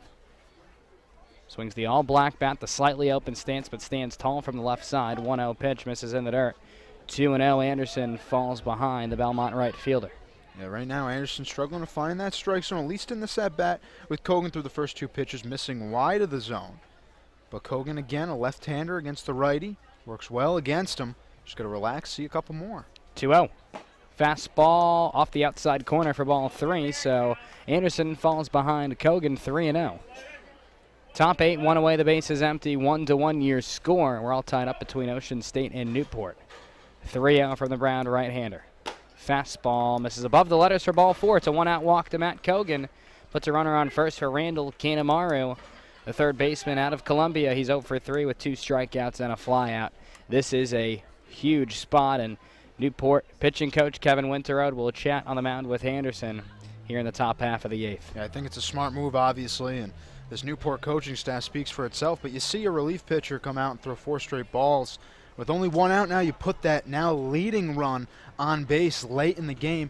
It starts to get a little nerve-wracking here, so right idea, bring the team together, but from the Waves side of things, Kanemaru, you're more than due now. 0 for 3 for a guy that's leading the team, an average at one point in the season, but has the lead, the team lead in RBI and home runs, a big power bat. You want to have one of your best at-bats here in the game, because not only will it hopefully bring in the leading run, but this late in the game in any situation is a big at-bat, and Randall has the opportunity to at least push Kogan along the base paths a little bit more with only 1 out. Well, we'll see what Kanemaru can do thus far for Anderson. He has thrown 11 pitches. Just 4 of those have been for strikes, 7 for balls. Off of first base is Kogan. He's held on by Snyder. First pitch to Kanemaru. Fastball called strike at the knees, 0-1. And once again, you bring out the pitching coach there to talk through that situation. And you're almost expecting a strike there for Kanemaru, so you don't mind taking that. You just mind working here and trying to work a good at-bat against Reed Anderson. Anderson sets the tan glove, letter high, the leg kick, the 0-1. Fastball, check swing, he went around, strike 2, 0-2 on the number 3 hitter, Kanemaru. He gave you a good pitch there. Once again, now you kind of got to shorten up the zone, inside and out, figure out what a strike is, and protect. Anderson is ready. So is Kanemaru. It's a Brown-Columbia matchup, a battle of the Ivy League schools. 0-2, sharp ground ball, foul, first base side. Still 0-2. Interesting battle here between Anderson and Kanemaru. Can you imagine what the combined GPA is between the two of these guys? Absolutely incredible. That's a conversation for another day. But Kanemaru, in terms of the baseball aspect, fighting that pitch off, well foul.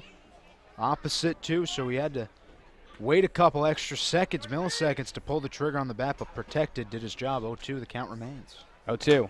Fastball fouled straight back. We'll do it again. Excellent job by Kanemaru to stay alive. This year, Kanemaru is hitting .295. Entered tonight's contest at .306, but he's gone down, going 0 for 3 with those 2 strikeouts.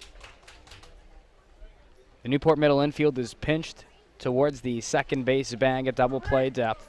The shortstop Steele, the second baseman Durr. Aldretti at third base plays about 5 feet behind the third base bag. Anderson out of the stretch from the first base side of the rubber, the 0-2. This one absolutely drilled foul down the left field line and will get out of play. At that time, Kanemaru a little too eager. Completely turns on that ball, rips it down the third base side. Once again, continuing to battle here. That's what you need to do. Control the strike zone. And still haven't seen a pitch yet, so you're looking at a lot of balls go by you that you're protecting on. 0-2 curveball chopped to third, picked up there by Aldretti. Throw to second for 1. Durr's relay to first. Not in time. 5-4 on the fielder's choice. Nice job by Aldretti. Nice job by Durr as well. And how about Snyder there on the back end, picks the low throw. 2 away here in the frame. Kanemaru reaches on the fielder's choice, 5-4. Yeah, that's the best case possible. Obviously, you're looking for the ground ball double play, but Kanemaru doesn't move exactly on the base paths like Kogan does. So you chop down the lead runner and the speedier guy on the base paths, and you kind of trading out for the guy on first. But remember, the Waves last inning had some magic, had runners on second and third, and just missed out with 2 outs. But it was Rest that would line a double with 2 outs, and Wright certainly has that ability here, too, to keep this inning going. He bats from the left side. Chris Wright, the first baseman out of Bryant, bats in the cleanup spot. He's 0 for 2, 2 ground outs, a walk and a run scored. Scored on a wild pitch to tie up the game at 1 in the 7th. Throw over to first, close play. Diving back in safely is Kanemaru under the glove of Snyder. Yeah, got a big ooh and ah from the crowd. Just back in there, diving safely, and Kanemaru just did what all baseball players are taught. You dive to the back part of the base. make it longest possible tag, and that time Snyder didn't get to him in time. First pitch from Anderson. This is off the outer black for ball one to Chris Wright, the cleanup man. Waiting on deck is Mike Alessio. Tonight he is 1 for 2 with a single, reached on an error, and also had a sac bunt back in the 7th. It's a righty-lefty matchup. Anderson against Wright. The long pause, the 1-0. Changeup misses off the outside corner once again, 2-0. Once again, 2 outs now. Timely hitting, trying to continue the inning. Game that the Waves have tied this game up late. And Wright just being patient. That's what you got to do at this stage. Off of first is Canamaro. He's held on by Snyder. 1-1 your score, top 8-2 away, a runner on first. The next pitch from Anderson. Fastball check swing. Did he go? Yes, he did, says home plate umpire Vincent Kretschler. And it got 2 balls and 1 strike. The pitch is so hard to lay off on. An inside ball. Breaking pitch. You get fooled. And Wright did the barrel of the bat just out in front of the plate, and the home plate umpire didn't even have to appeal. He knew it right away. Wright went around. Anderson is set. And the pitch. Fastball, swing and a miss, strike 2. Excellent pitch from Reed Anderson. He's 1 pitch away from getting out of the frame. You also have to wonder, Stone, how much longer, same thing, does Anderson have? Sure. And who do you go to if this game is still the same score, even if it's a different score? Who do you go to in the 9th? Same thing for the Waves. That's right, and it's crunch time more than ever.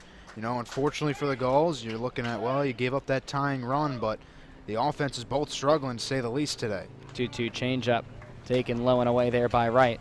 The count pushes full, 3 balls and 2 strikes. So Randall Canamaro at first base will be put in motion here on the pitch. Forces the Newport infield to throw across the first base on a ground ball. Also something that gets down in one of the alleys here. Could potentially give Ocean State the lead. Anderson out of the stretch. It's a righty-lefty matchup against Wright. Canamaro goes the pitch. This one's skied in the air, shallow center field. Oncoming is Flowers.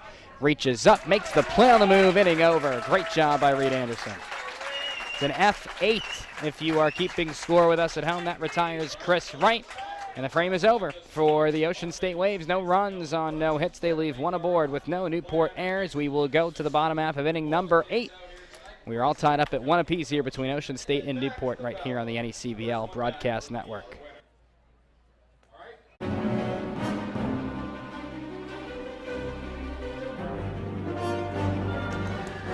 Welcome back here to Star Wars Night at Cardines Field in Newport, Rhode Island.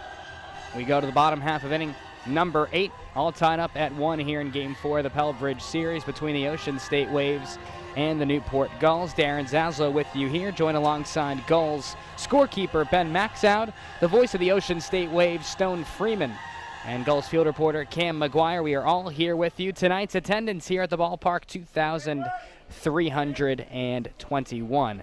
Hitters 3, 4, and 5 due up in the lineup for Newport. Gabe Snyder, Nick Durd, Dominic DiRenzo will all step up to the plate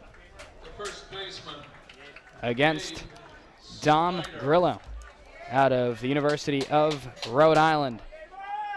The left-hander holds the black glove in front of his face, gets the sign from Alessio.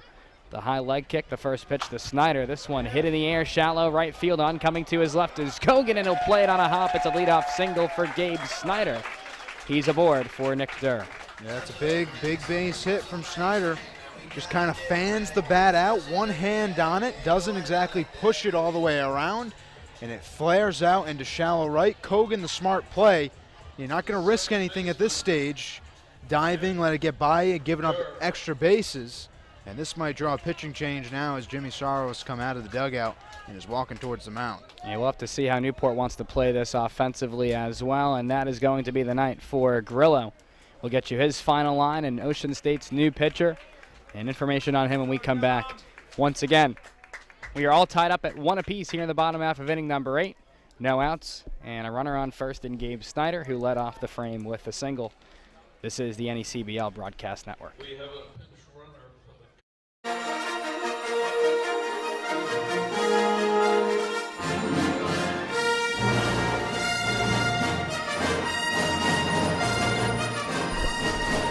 Welcome back here on the NECBL Broadcast Network. New pitcher on the mound for the Ocean State Waves here in the bottom half of inning number 8. All tied up at 1 with no outs and a runner on first. Newport going to pinch run with Cade Cabanis for Gabe Snyder. Cabanis out of Oklahoma State. And the new pitcher on the mound for the Waves. They will go to the right-hander, Cody Carroll, 6'4", 180 pounds, out of Southern Mississippi. Yeah, Carroll on the season, 1-0, 1.17 ERA, 5 games, now making his 6th game appearance, 7 2/3 innings pitched. He struck out 7 batters, 2 walks, and 4 hits. His last time out against the Upper Valley Nighthawks just on July 3rd, 2 nights ago. The Waves last time out on the playing field. He went 1 inning, facing 3 batters and striking out 1. His best outing of the year was his first outing when he picked up a victory over Plymouth. That has him at the 1-0 record. Cabanis will take his lead off of first base. He's held on by Wright. The third baseman, Kanemaru, plays on the infield grass for Nick Durr. He's 0 for 2, reached on an air, flew out, and walked as he squares around the bunt and bunts this foul. It is 0-1, a righty-righty matchup. Carroll against Durr. Southern Miss against Florida State. Yeah, Carroll's going to look to run inside on those pitches that, if you get it down, it's most likely going to go right out in front of Carroll. He's going to chase off the mound and have a play on it, if not getting Alessio out of the crouch. But better yet, it's most likely just going to foul it away. He'll come inside again.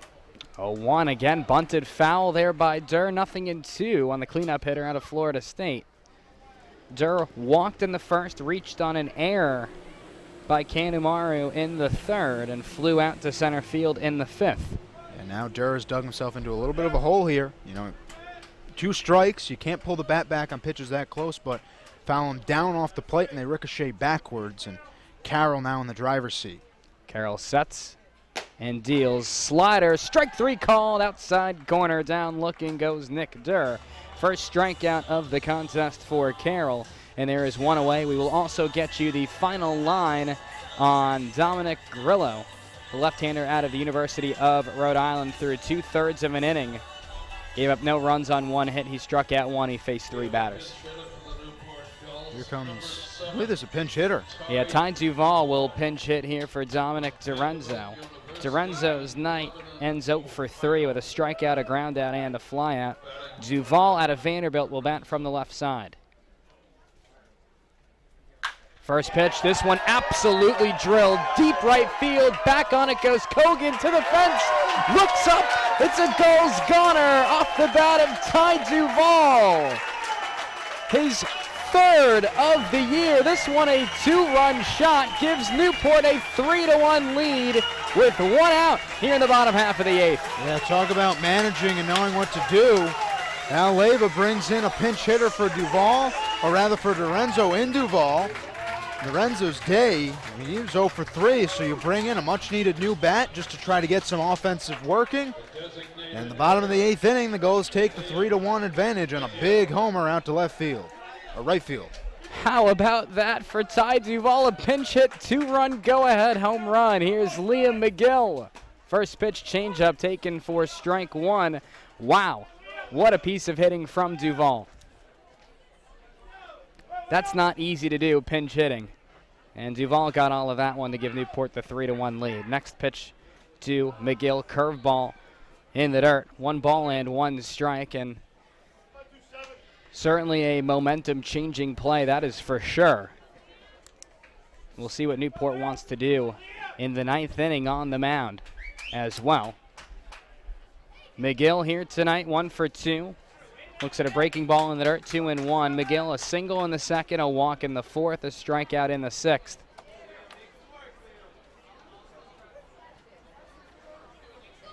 Carroll tucks the tan glove about shoulder high as he gets the sign from Alessio. The 2-1. Line drive foul down the right field line. It will bounce on the root for the Warehouse.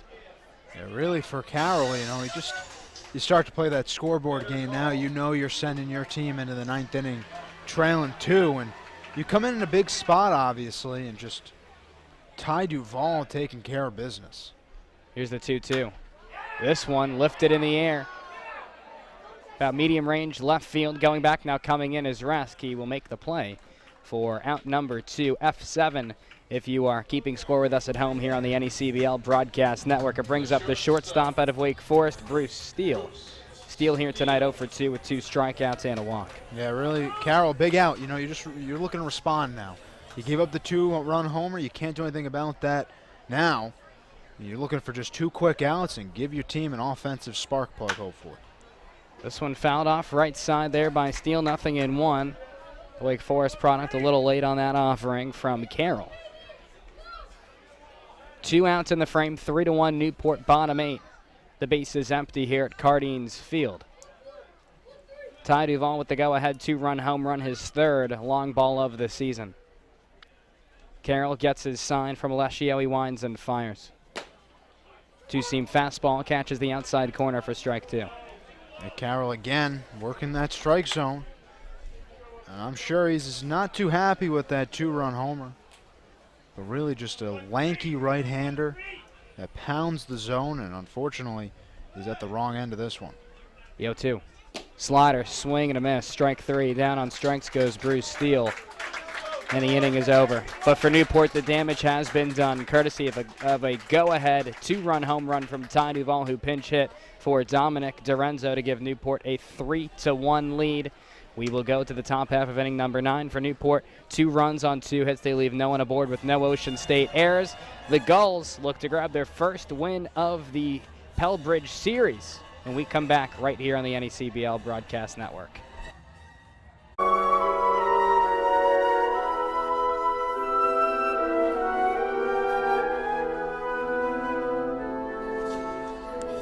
As we go to the top half of inning number 9, a new pitcher on the mound for the Newport Gulls. They will go to the right-hander out of East Carolina in Sam Lanier. Lanier's numbers look like this: a 2.79 ERA. He is 0-1. This is his 6th appearance on the season. Lanier has thrown 9.2 innings this year, giving up 3 earned runs on 8 hits. He has walked 8 and struck out 11. Opponents are hitting .222 against him. He is looking for his first save of the season. This is a save opportunity. Couple defensive changes here for Newport. At first base now is Andrew Dashbach, moving from right field to first base. And now in right field in the ball game is Drew Archiolo out of Fairfield. So Archiolo in right field, Dashbach now at first base. Also Ty Duvall enters the ball game as Newport's catcher. He pinch hit for Dominic Dorenzo and hit the go-ahead 2-run home run, his 3rd homer of the season. 3-1 Newport leads. Top 9. Sam Lanier on the mound. He will face hitters 5, 6, and 7 in the Waves lineup: Mike Alessio, Alex Webb, and Brian Moskey. Yeah, Lanier has faced the Waves once. He came in last Wednesday, the game that the Waves won 5-1, put in 2/3 innings of work. That's his last outing, actually. He gave up 1 earned run on 2 hits, 1 walk, and 4 batters he faced. But you mentioned it, Darren, he comes in a save situation. The Waves down to their final 3 outs. So here is Sam Lanier. This is huge for Newport. If they can find a way to take down the NECBL's best record team in Ocean State, entering play tonight with a 15-4 overall record. First pitch to Mike Alessio. In there at the knees for strike 1. Alessio here tonight, 1 for 2, a single, an error. He also had a sac bunt in the 7th out of Seton Hall. The 0-1 from Lanier. Fastball taken down and away, 1 ball and 1 strike. It's a tough spot to work in now if you're the Waves. You know, this late in the game, you give up the 2-run homer. You like to think if you're the Gulls, the nail's in the coffin. But we've seen some crazier stuff this year, especially. The Waves can piece something together, hopefully. 1-1 Scott in the air, foul ground, first base side, going over his Dashbach, reaches up, and he cannot make the play. As it is now 1-2 on Mike Alessio. Top 9, bases empty. No one out, a 1-2 count on Mike Alessio. Newport with a 3-1 lead. We'll also get you the final line on Newport's reliever in Reed Anderson. He threw 1.1 scoreless innings. Did not strike anyone out. He walked 1 and faced 5 batters. That was the right-hander out of Brown and Anderson. The 1-2 from Lanier. Lifted in the air. First base side, foul ground. Dashbach gives chase. He will make the play, crashing into the fence. How about Andrew Dashbach for out number 1? A great play from Dashbach. You know, he just had the same opportunity, and I think was a little hesitant over there towards the second of the 2 hockey dugouts along the first base side. And he has to chase over and make the catch, but just a fantastic play the second time around. It's like he practiced it the first time. It's an excellent grab from Dashbach, out number 1 here in the top half of the 9th. Here's the designated hitter, Alex Webb, out of Alabama. He's 1 for 2. with a single, a walk, and a strikeout. Bats from the left side in the number 6 spot. First pitch fastball in there for strike one on the outside corner. Great pitch from Sam Lanier. And then now, you get to do this all with one out. But Webb and Mosky, those bats have been coming around. Tonight, Mosky's been quiet, but he's got a 2-run homer already this season. 0-1 misses up and away, 1-1 on Webb. Bats from the left side with the all-white batting gloves. He swings the all-black bat. The navy blue ankle guard on the front side foot. Bent knees, squared stance, 1-1. Misses way upstairs and outside, 2 balls and 1 strike. Yeah, for Webb now, you can just worry about trying to get on base here. Once again, this goes for any wave now that comes up, just trying to continue an inning. You got to work with one out, and however you can get aboard, you take it at this point. Webb is ready, so is Lanier, the 2-1. Misses in the dirt, 3 balls and 1 strike. Newport will be back in action tomorrow night when they travel out to New Bedford to take on the Bay Sox at 6:30. Ocean State will host the Danbury Westerners at Old Mountain Field at 6:30 p.m. as well. The Gulls will next be at home this Friday at 6:35 p.m. on Foster Orthodontics night. 3-1 from Lanier. Big swing and a miss from Alex Webb, 3-2. And on Foster Orthodontics night, there will be a 350 free spinners giveaway courtesy of Foster Orthodontics.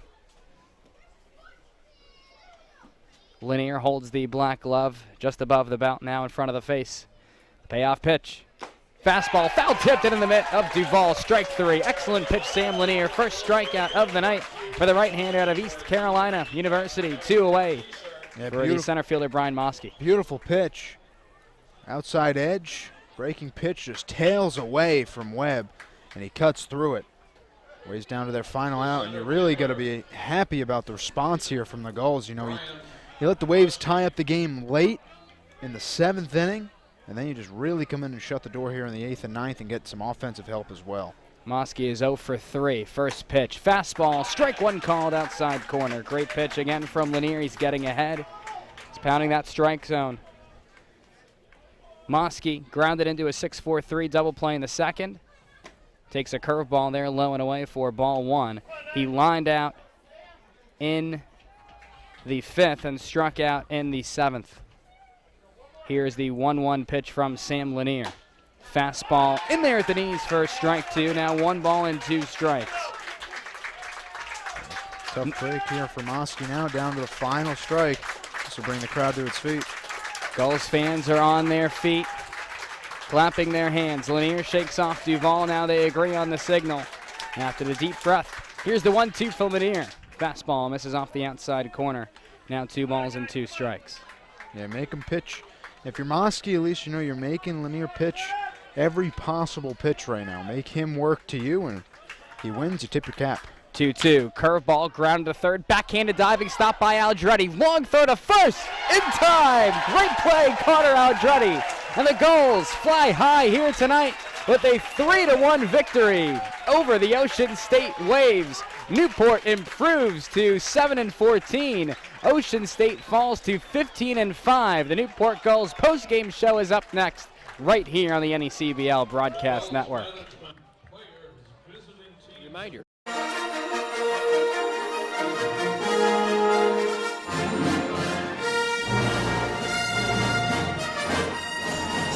Welcome back here on the NECBL Broadcast Network. Newport victorious by a final score of 3-1 here in Game 4 of the Pell Bridge Series over the Ocean State Waves. Darren Zaslow with you here, and for a quick look around the NECBL scoreboard, here's Gulls field reporter Cam McGuire.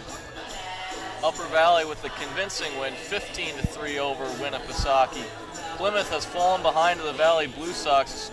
Valley leads 6-5 in the top of the 9th. North Adams still leads the Keene Swamp Bats in the bottom of the 9th.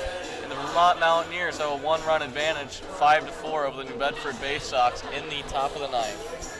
Thank you so much, Cam. Once again, Newport wins this ball game via a final score of 3-1. Darren Zaslow with you here on the NECBL Broadcast Network. Grabbing the win for the Newport Gulls, it's the right-hander Reed Anderson. He threw 1.1 scoreless innings. He did not strike anyone out and walked 1 hitter. He faced 5 batters. Grabbing the save for Newport, Sam Lanier, the right-hander out of East Carolina, threw the 9th inning scoreless with 1 strikeout. And taking the loss for Ocean State was Cody Carroll. allowed 1 earned run on. Check that. The loss will actually go to Dominic Grillo, who allowed 1 earned run on 1 hit and a strikeout. The winning run, or the go-ahead run, I should say, was on base because of Grillo allowing the runner to get on base in Gabe Snyder, who led off the 8th inning with a single. He would score on Duvall's home run. That was given up by Cody Carroll, but the loss will go to Dominic Grillo, the southpaw out of the University of Rhode Island. Facing Newport's offense was Andrew Dashbach. He goes 2 for 4 with a run scored. He is now hitting .390 on the season. And facing Ocean State's offense was Dylan Resk. He went 2 for 3. Newport out-hits Ocean State 9-4, and they win by a final score of 3-1. Yeah, I really think, that last point's the best point, really, in terms of, why the Ocean State Waves didn't pull this one away. When you're getting out hit 9-4, you're lucky it ended up going so closely into that bottom of the 8th inning, because you really shouldn't be in a game that you're being out hit by 5 hits in terms of, close for that long period of time. And fortunately for the Waves, there's still plenty of season left. And fortunately for the Gulls, too, it's a learning for both teams, but it's also one of those wins and losses that, you kind of get a little bit of nudging room now against the other guy. And they're going to meet up another more 2 times. That's it for here at Cardines Field, so it's good for the Gulls to get 1 victory at home against their in-state rival, and they're going to make 2 more trips down to Old Mountain Field, 20 minutes away, and hopefully for you guys you can get a couple more. And I think the Waves as a whole, they learned tonight that bullpen is not irreplaceable and consistent as they think they need to be. And they are pretty consistent. They're very good. There's a reason why there's only a couple times over the past couple months where they've had this situation, the past month or so. And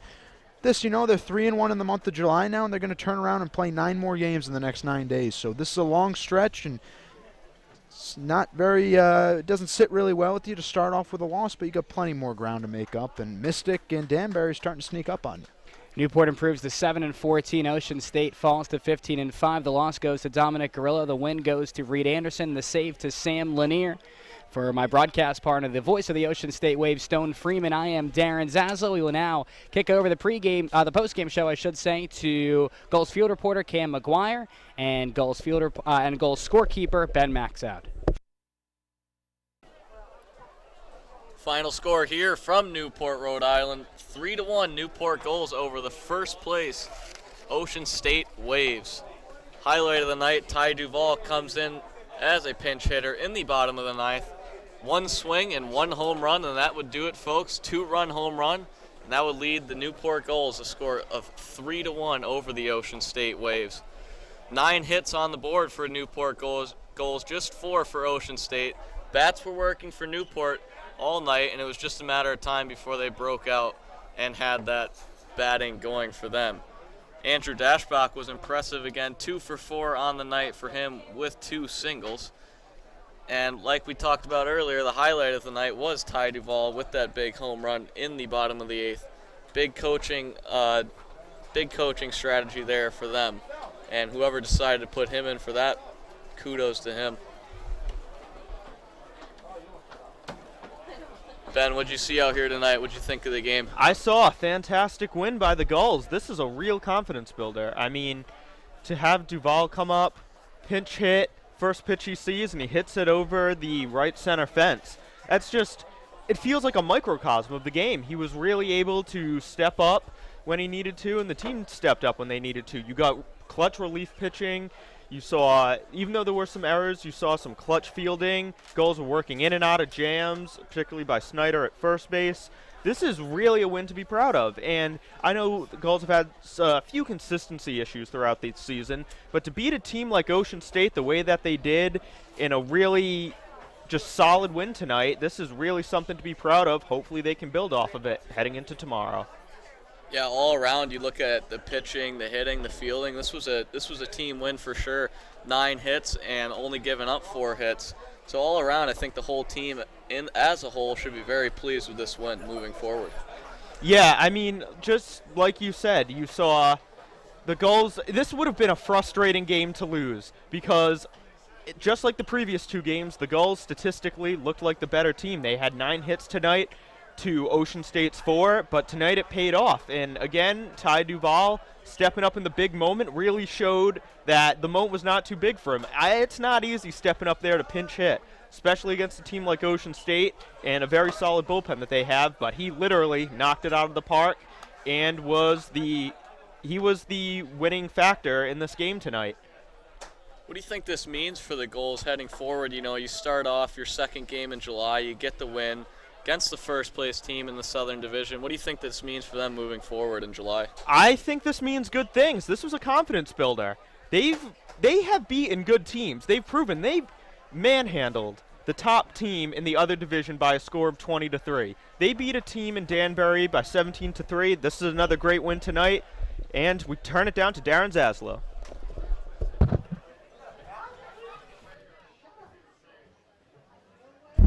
Welcome back to the post-game show here on the NECBL Broadcast Network. Newport victorious over the Ocean State Waves by a final score of 3-1. Darren Zaslow with you here with Newport Gulls player of the game, Ty Duval.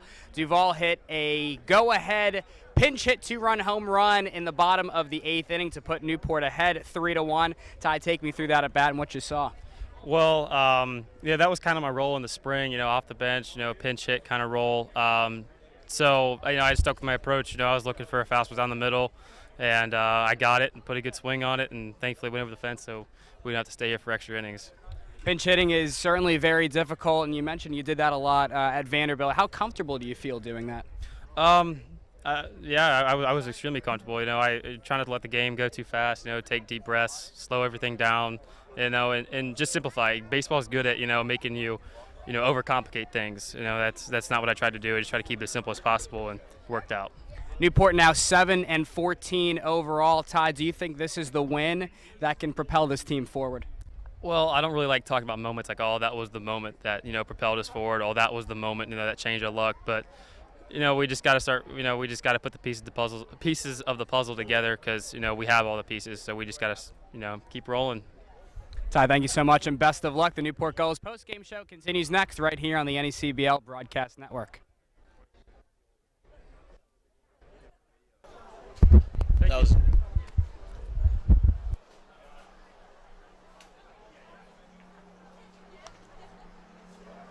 That was Darren Zaslow with Ty Duval, the sophomore out of Vanderbilt University, talking about how this wasn't one of his first pinch hitting experiences, just talking about how he stayed humbled and composed. And we're heading it back down to Darren here. Thanks so much, guys, and welcome back to the post-game show here on the NECBL Broadcast Network. Newport victorious here in Game 4 of the Pell Bridge Series over Ocean State by a final score of 3-1. Newport improves to 7-14 overall. It was Ty Duval's pinch hit go-ahead home run, a 2-run shot over the right field fence to put Newport ahead by that score of 3-1. Grabbing the win is Reed Anderson. The save goes to Sam Lanier. The loss to Dominic Garillo for Ocean State. Before we sign off tonight, we'd like to thank everyone who played a role in tonight's broadcast. Our executive producer and director is Tom Lima. Shannon Carlson is our producer. The audio technician is Dave Peck. The on-site engineer is Sam Salinger. Our production assistant is Lucas Malley. Meredith Peppis is our social media coordinator. Our field reporter is Cam McGuire. Our statistician is Ben Maxout. For the voice of the Ocean State Waves, Stone Freeman, I am Darren Zaslow. Newport will be back in action tomorrow night when they travel northwards to New Bedford, Massachusetts to take on the New Bedford Bay Sox at 6:30. Once again, Newport will be back at home here on Friday night to host the Mystic Schooners at 6:35. Darren Zaslow with you here. Thanks so much for watching and listening to the NECBL Broadcast Network. I'm Darren Zaslow saying so long from the city by the sea.